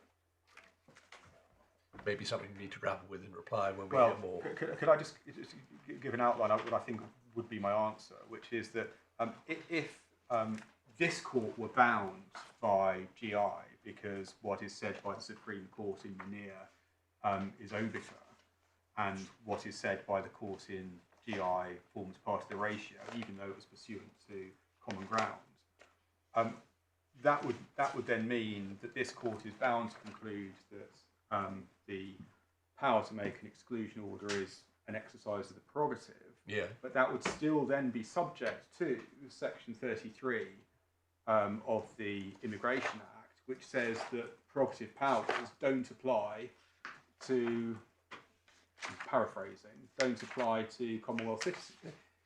If that's what he does. Can I just be clear? Are you saying that if we went to war with the state of Ruritania tomorrow, and we immediately interned all existing Ruritanians in London or in England, and stopped all Ruritanians coming here, you'll say there's no prerogative power to do that anymore? That does seem to be the effect of what how the Supreme Court has interpreted Section 33. Right.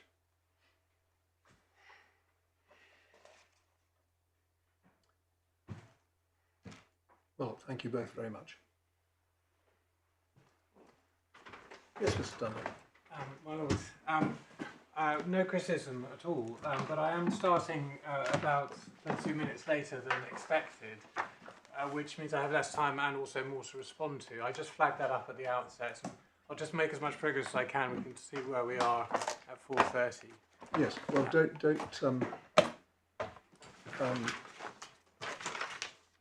you'll have the time that's needed to deal properly with the points, even if it means that we have to expand tomorrow's hearing by one means or another. I'm grateful. I'm not sure we'll sit till 4:30. We'll see. We'll see whether there's some caesura in your submission. Yes, of course, my lord. Yes. So the structure of my submissions, I want to take you through some of the key factual documents, the key evidential documents. That's the first part. And then secondly, I want to take you through the key elements of Mrs. Justice Farby's judgment. And third, the legislation. And then fourth, I'll look at the 4 issues in turn, although it will be my learned junior, Miss Williams, who addresses you on issue 4, but I'll cover some of the work when I go through the legislation. So if I begin with the key decision documents, if I ask you to pick up the supplementary bundle and turn please to page 120, this is really to make a point that my Lord Justice Lewis made. This is the covering letter that was sent to the appellant's home address, unbeknownst to the Secretary of State. He was outside the UK. It's significant how the covering letter describes the enclosed documents. And the first one is described as a notice of decision to make a deportation order. That, in essence, is what it was. That is in line with what the actual decision it says. And it's at page 122.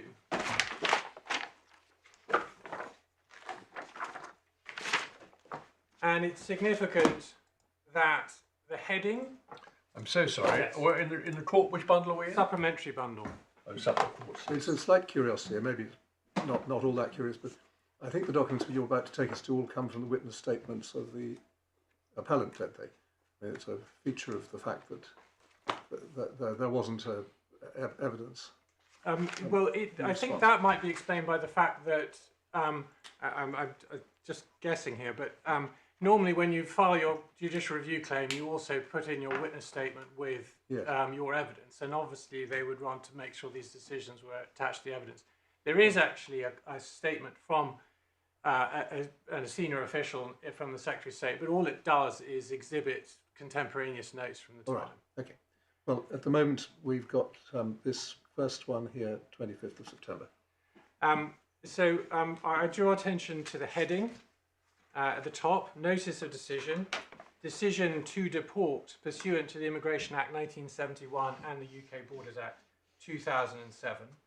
In my submission, that makes it clear that a decision to deport has been made and the process of making this person subject to a deportation order was underway. But they can't be, in one sense, it obviously hasn't been made. It keeps on saying further on, if a deportation order is made against you. If a distinction between a decision to deport, which may not result in a deportation order, is very odd. Well, that's explained by the fact that there is built into the process the opportunity for the individual to persuade the Secretary of State to change their mind. But the fact is that a decision has been made and a process has started. Well, clearly, in a sense, a decision has been made, but to call it a decision to deport is more of a decision to start a process which may conclude, or it could be. It's really a minded to letter. Is really what. I don't agree, my lord. It says more than that. It's a decision to deport unless you persuade us otherwise. Well, that's in a sense a minded to letter. Well, it recognises that there is a process for someone to persuade someone out of a decision, but it's still a decision. And for the purposes of this case, I'm agreeing it's a decision. I'm not agreeing it's a decision to deport. Well, I think where we do agree is it's a decision to deport unless you persuade us otherwise. It's not a deportation order. It is not, no. And you're underselling it. It's not a decision unless you persuade us otherwise. It's a decision we're required by Parliament to make unless you can show that the parliamentary exceptions apply. Yes, that's a better way of putting it. Yes, always accuracy. I know. I apologise. Consistent with that submission is the heading and what Part 1 is. It's described as a deportation decision. The text under that heading consists of an explanation about why this person's criminal offending meets the criteria in section 32. And it is offending of more than 4 years. So it's in that very top bracket where very exceptional circumstances would be needed to prevent deportation. I do lay emphasis on the last sentence, which says you have not shown that any of the exceptions apply to you. Now, I accept the point my lord made that the wording is slightly inept in the sense that the applicant, the appellant, hasn't been given the opportunity at this stage to explain why the exceptions might apply. But that doesn't mean that the Secretary of State has not thought about it based on the information that she has. And we can see within Part 2, the immigration history is set out. You could, in theory, have a case, not this one, but you could have a case where just on the facts known to the Secretary of State, it's obvious that one of the exceptions would apply. You can tell from the immigration history they've spent more than half their life in the UK and they haven't committed one of the more serious offences. So that's not this case. And so it's not right to say that this is just a decision focused on whether the person meets the definition of foreign criminal. It goes further than that, and it looks at whether the exceptions apply on the information known to the Secretary of State at that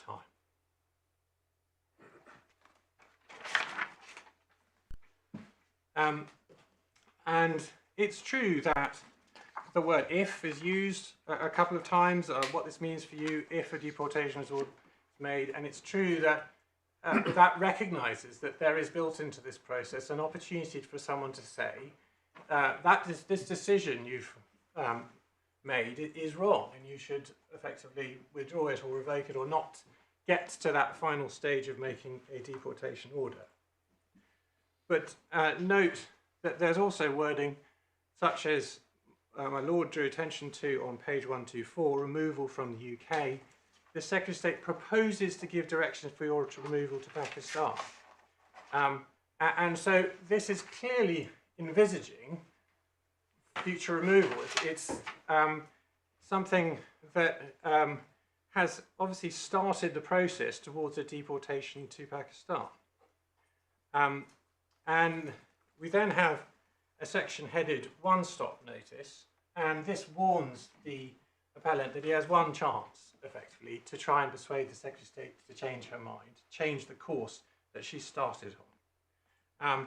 And of course, what can happen, it's quite perfectly possible, is that someone doesn't put in representations at all, in which case it moves straight on to the deportation order.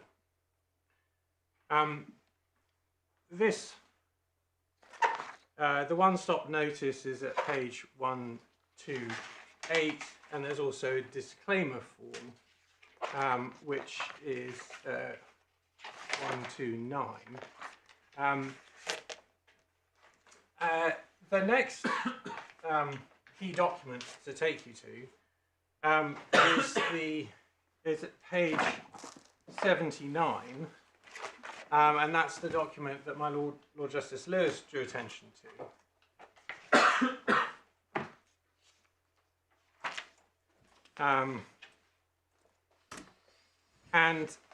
If I pick it up in that box next to mandatory, it says passenger is subject of DO, stage 1 letter sent on 24/09/2024.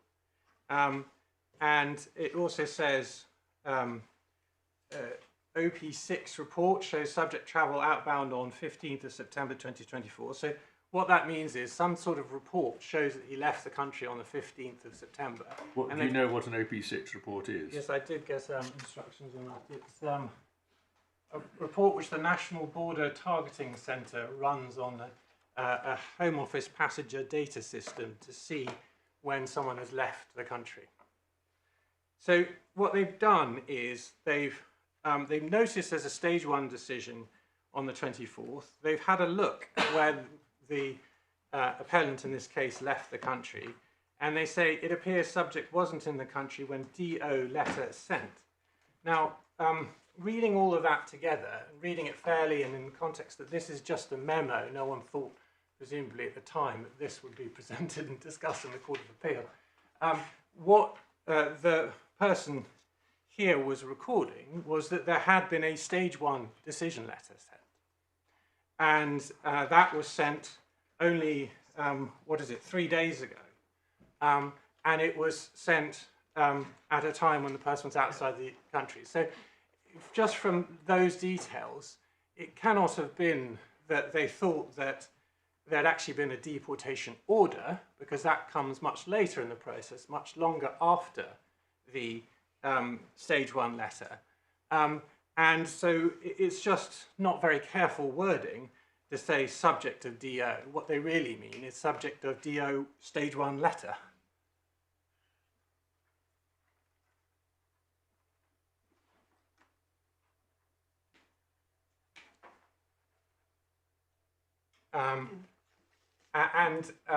It is true that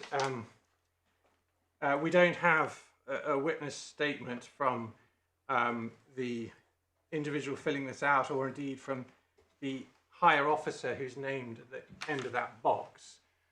No adverse inference in my submission can fairly be drawn from that. This was attached to a corporate witness statement. If you wish, I can try to take instructions about why these individuals were not approached, but I imagine they're very junior officials who make these decisions all the time, probably aren't going to be able to add much to what's in the contemporaneous note, won't have any independent memory of anything beyond that. That's a guess, but I can take instructions. And you don't know whether it's true or not. And the fact is that the Secretary of State is meant to comply with all the case law that says you should explain the facts and reasoning underlying the decision. And I just don't know why they haven't here. Well, the higher officer would not be a junior officer. I wouldn't name her, but I can. And she's the one that be useful to know what she thought. She's the one that says go ahead. I can try to take instructions over the evening if it would assist. I can't really explain it rather than just to make the guess I did, which, as you say, is just a guess. Don't go to the trouble of taking further instructions only for us to say we're not going to listen to them. Well, the point, we are where we are, and yes, the best evidence we have is this contemporaneous note. And I say, on a fair reading of it, they understood the facts. They understood what kind of letter had been sent, namely a stage 1 letter, and they understood when it had been sent only 3 days ago, they didn't make a mistake in thinking there was actually a signed deportation order here. No, but that was the first point I made. The second point that's critical and you need to address is, what did they do when they knew he'd left before he got it? Well, you're right, my lord, that by running that kind of check about when he left compared to when this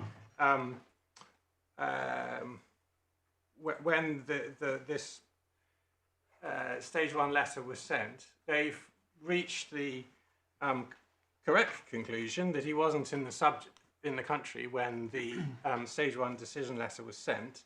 I can point to nothing that says that they sort of weigh that carefully in the balance or anything like that. All I can say is... I mean, look, you can't really point to anything, because there isn't material in which to do so, that suggests anything that could be called a decision-making process at all. Can you? No, all I can point basically, just saying higher officer says bash on is not a decision-making process. Well, it's not a decision-making process that sort of generates a decision letter, as it were. But the point of this process is that these sorts of decisions have to be taken in a very short space of time. And the way it should work is you get the list from the airplane or carrier the day before, whatever it is, and you can make a sort of split-second decision. Is this person in one of these categories or not? And then if they're in one of those categories, you refuse authority to carry, and then you have slower time to think about, well, what should we do here? What does fairness require? So what you're telling us is that the nature of the system is that it's in effect automatic. That if anybody comes within paragraph 14, then the making of an ATC direction is automatic. I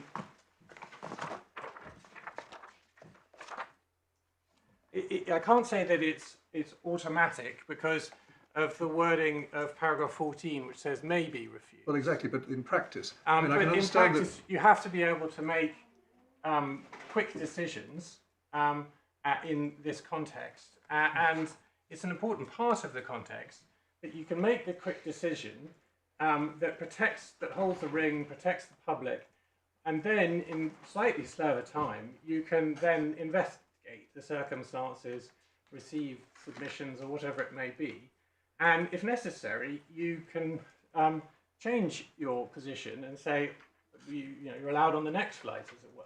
Yeah. So when my lord makes the point about which my learned friend interpreted as meaning there wasn't a reasonable inquiry, these are in very high pressure, short period of time circumstances where there just isn't the opportunities to do that kind of inquiry. But that's not entirely accurate from what we know, because they did actually check when he left the country. They did stop and say there's something wrong here or there's something unusual here, and they went to see the higher officer to see what she thought. And I accept that normally if you look at the thing and you say, yeah, we sent it on Monday, he left on Tuesday, he knew what the score was, but here it's different. And the question they should be asking then perhaps is, well, he didn't know about this, he'd have been in the country otherwise. Is there a necessity now actually to stop him coming back to where he would have been after the notice has been left? That's the issue. This may be relevant, for example, to whether or not Category 3 of 14F applies, because I think my learned friend's position on that third category of 14F is that that's a category that's only available if you've if you're sort of aware that the process has started before you left. So that might be a relevant fact to Category 3, but it is my submission that it's not something that prevents Category 2 of 14F applying. No, I'm not saying it prevents Category 2 unless your opponent wins. But the fact that there are processes, I mean, for Category 3, you'd have to check when he left. For Category 2, you don't have to have that as a rule, but you do have a discretion. And you did know certain things. That's the point. Yes. Well, I have to say that in the circumstance, fairness depends on context. My submission would simply be in that very urgent context where there's no, yes, they can do internal inquiries and look at their database of when he left and so on, but no realistic opportunity to speak to him and get his kind of considered response or anything like that. In those circumstances, fairness didn't require them to let him get on the plane. Fairness could be met by refusing authority to carry on that and then investigating the circumstances, considering where the balance lie on a slightly slower time. Speaking for myself, I see the force of that, but I haven't seen evidence, perhaps it's there, that any such process actually happened here. Did anyone, was he given notice, for example, have I suppose to be passed through the airline operator? You have been refused entry because refused access to the flight, whatever the phrase is. If you want to object or to challenge this, here's who to get in touch with. Please make representations as soon as they come in. We'll consider them. Is that part of the process? Yes, there is a form. There is a sort of pro forma word. Have we got that? Yes. So if you turn to page 83 of the same supplementary bundle.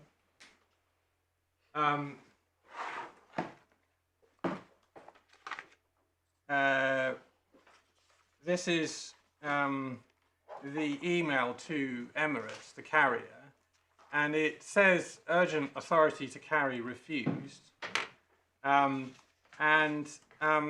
it then says, if you look at the bold sort of in the middle of the page, the attached document provides a form of words that may be given to the passenger, and then you go over the page and you see the form of words on page 84, authority to carry refused, and then it says in the third paragraph, if you believe you've been incorrectly identified or have any questions, you should contact the Home Office pre-departure advice line.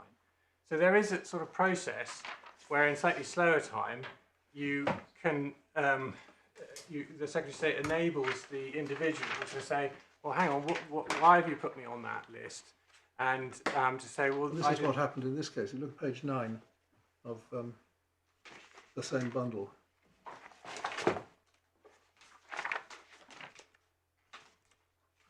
Starting at page 8 at the bottom of the page, in which the individual gives the account over the series of paragraphs of what happened in attempts to actually engage with this process with absolutely zero effect. I appreciate the point that you make about these decisions having to be made quickly, but they're quite consequential decisions. Well, is the point being made to us that the decisions have to be made so quickly that there's really no opportunity for fairness? Well, I was going to come on to say that they're not necessarily as consequential as my learned friend has made out, because whilst an authority to carry refusal stops you getting on a particular flight, it doesn't mean that it doesn't have the consequences in itself that happened here of a person being outside the UK for years or so on. There is still the opportunity for you to then put in whatever it is, for example, submission saying I shouldn't be on the authority to carry refusal list, I didn't know about this, I don't fall within any of these categories in 14. And then there's also what happened here was that we then get on to the process of considering exclusion, and you have the opportunity to say I'm not one of those people who should be excluded. It doesn't necessarily have to be. Right. Well, you've taken issue with my description of it being consequential. What about my question about whether the nature of this process precludes any real fairness? Well, I wouldn't put it that way. I put it in terms of fairness depends on context, and there are some contexts where there just isn't a proper opportunity. Yes, but I mean, let's not beat around the bush. But I mean, I perfectly understand that this is a high-pressure automated system. But I mean, if the reality of it is that, except in very limited circumstances, of which this may be in fact one, there really isn't any opportunity for the staff who are operating this system to make any reasoned decision. All they have to do is identify whether this person is under paragraph 14, one of the 11 categories, in which case ATC, refused. I mean, if that's the reality of the situation, it's better that we face up to it. I think that is the reality of the situation. I just don't accept that that's unfair. Well, I can understand that, but take a particular instance of which this is an example, and you'll come, I know, to it in due course, where you have a particular circumstance that suggests that even if it was a deportation order, which it wasn't, it had reached him after he left, and so there were particular odd circumstances here of a coincidence, as the judge described it. I mean, could that not have led to some reasoned approach being taken? Well, there is, one can imagine a possible way in which you get a reasoned decision where, for example, an urgent decision has to be taken, and then you, in slightly slower time, say, we want to know the reasons for it so that we can challenge that before we book another flight, some pre-action protocol letter or something like that. You get a response with actually a reasoned decision, and it all is not done at breakneck speed. And so there is a possible way of doing it where you can have a more time to consider a more detailed decision, but it just wasn't that context here, where effectively it's the day before the flight. Isn't that the norm? It's always going to be the day before. Personally, I have a lot of sympathy with the idea that this is going to be, you need to accept this exact phrase, a tick box decision, because you only get it the day before the flight. You you've got your limited internal investigation. There's no real chance of letting the individual know, especially if they're abroad. You won't be able to get in touch with them until the moment that they won't know there's a problem until they turn up at the desk. So the first flight is going to be inherently almost impossible to make take anything else into account on what you've already got.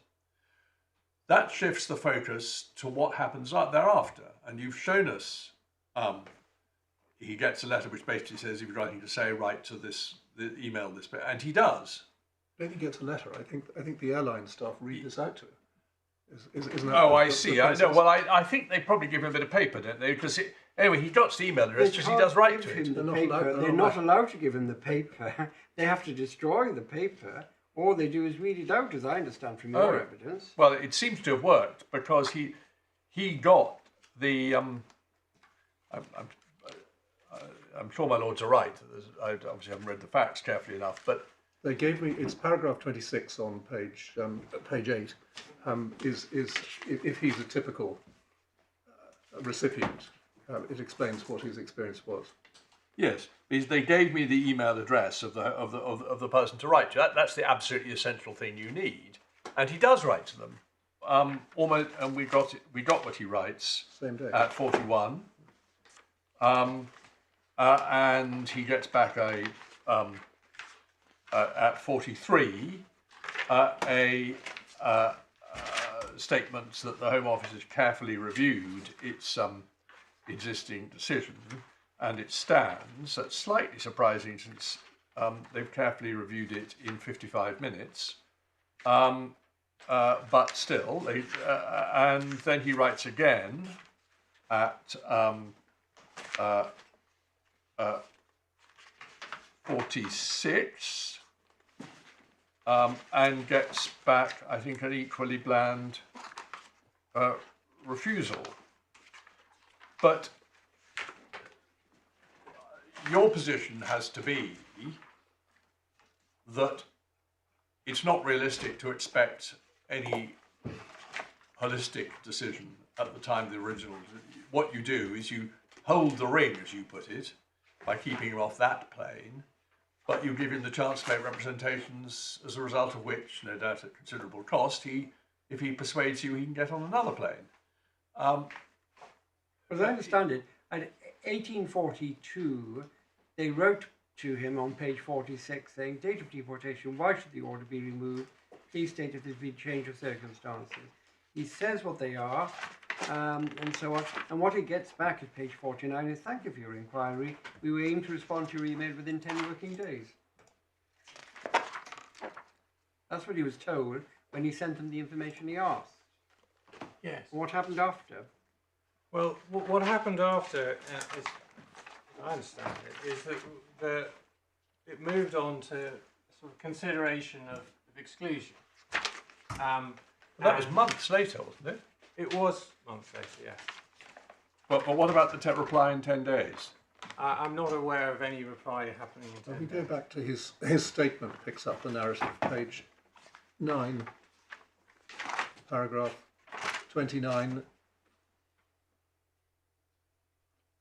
Tries going through solicitors, nothing. Pre-action protocol. So, And that by the time anything substantive, if you can call it substantive, is received, it's paragraph 31 on the 27th of November. yes, By which time he's been out for 2 months. yes. And then he has to start judicial review proceedings. Yes, although, in fact, what happened is we then moved on in January to the consideration of exclusion, and that then became a focus of the judicial review as well. But yes, that's right. But in fact, in reality, I mean, I don't want to jump to any conclusion here, but it looks as if there was absolutely no substantive response to the complaint about the ATC. It's not an answer to say we moved on to consider exclusion. No, I have to accept that. All right.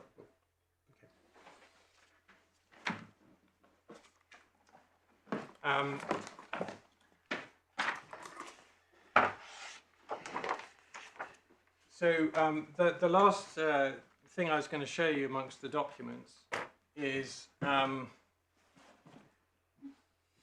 the actual exclusion direction, and I use that word deliberately. It's at page 274 of the core bundle.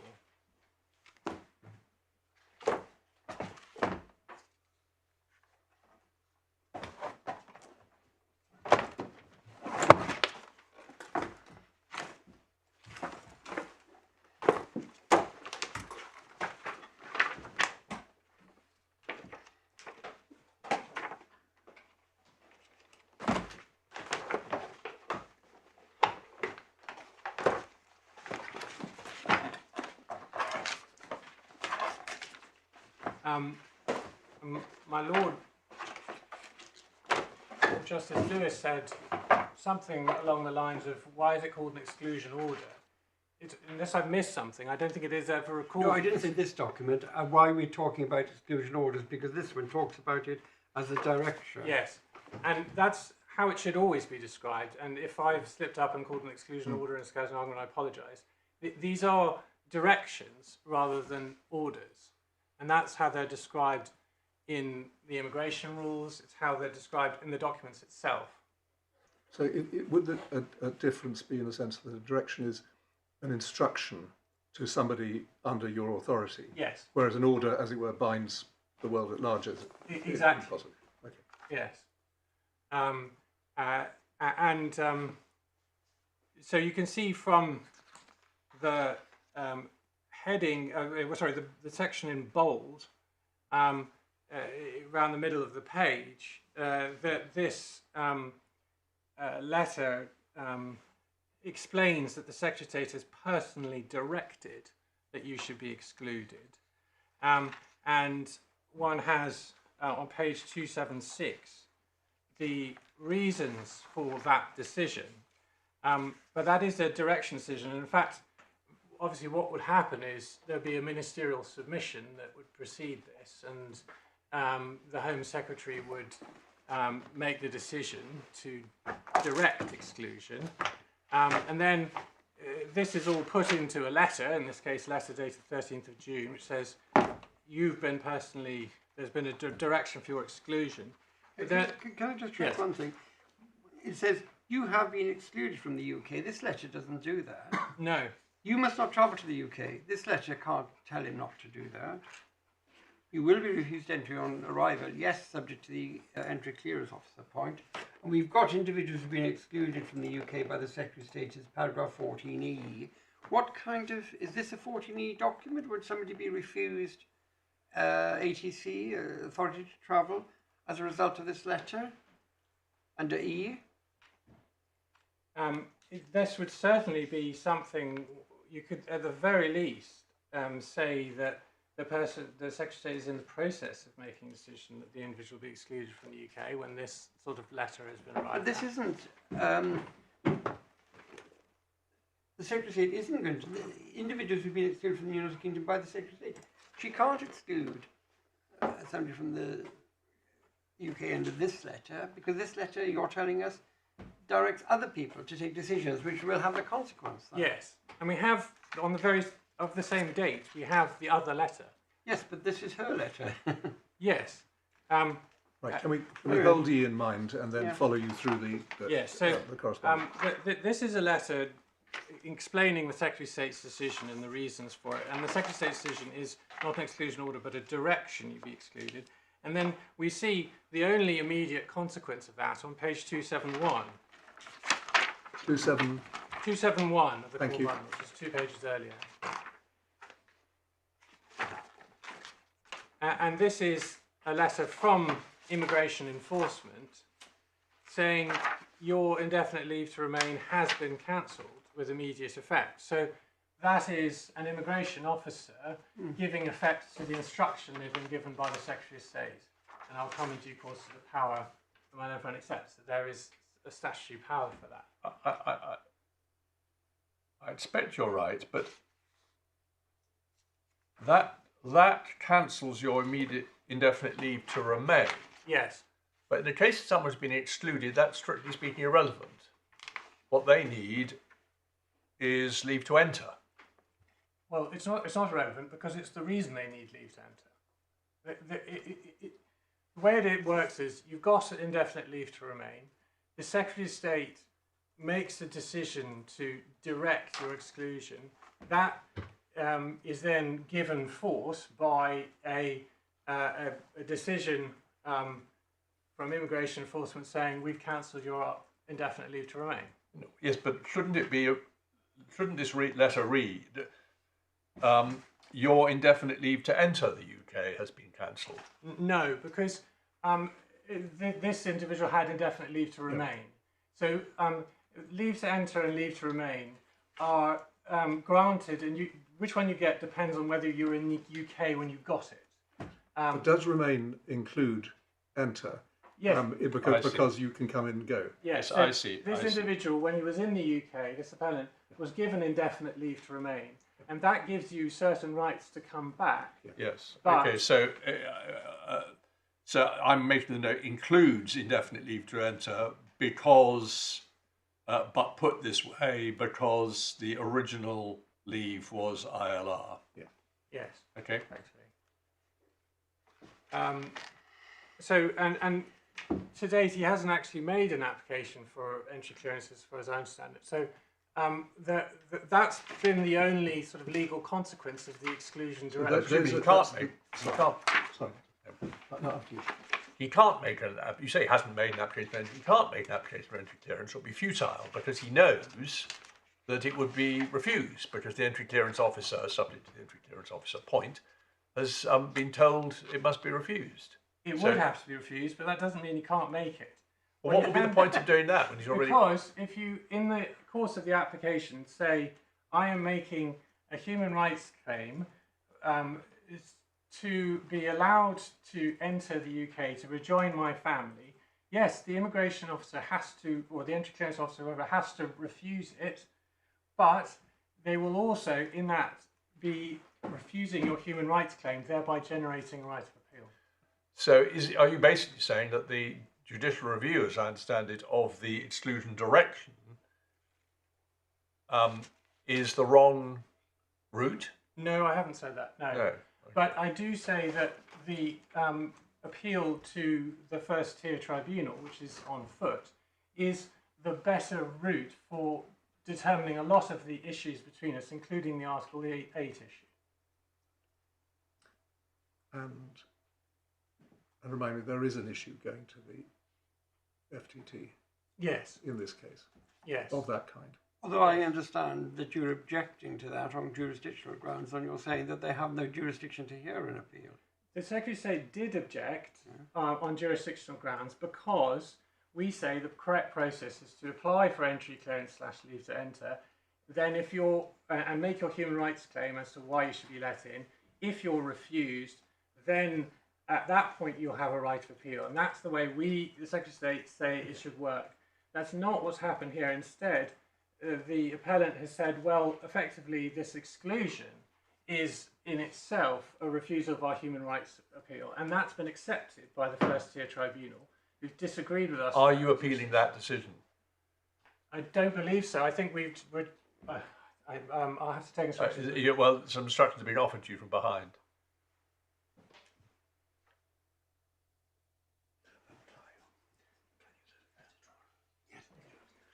So my instruction.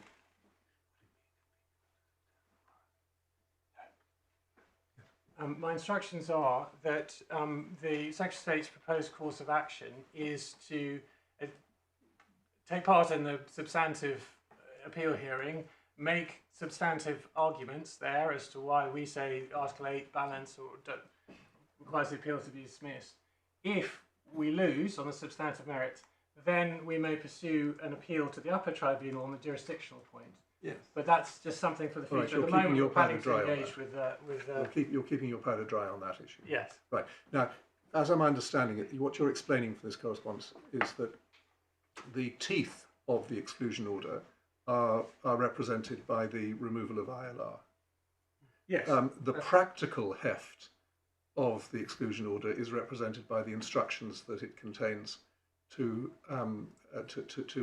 decision makers under your control. Yes, again, exclusion direction. Yes, it directs other individuals in the Home Office to take certain actions, make certain. So that effectively is the global effect of an exclusion direction. Yes. Okay. All right. Well, would you like to choose some suitable point? Well, it's up to my lords. It slightly depends how much time we'll have available. Exactly. Tomorrow. Well, would it? I mean, would it be very inconvenient to anybody if we started at 10 o'clock tomorrow, in order to try and recoup some of the time that you've been? Thank you. I'm very happy to start at 10 a.m.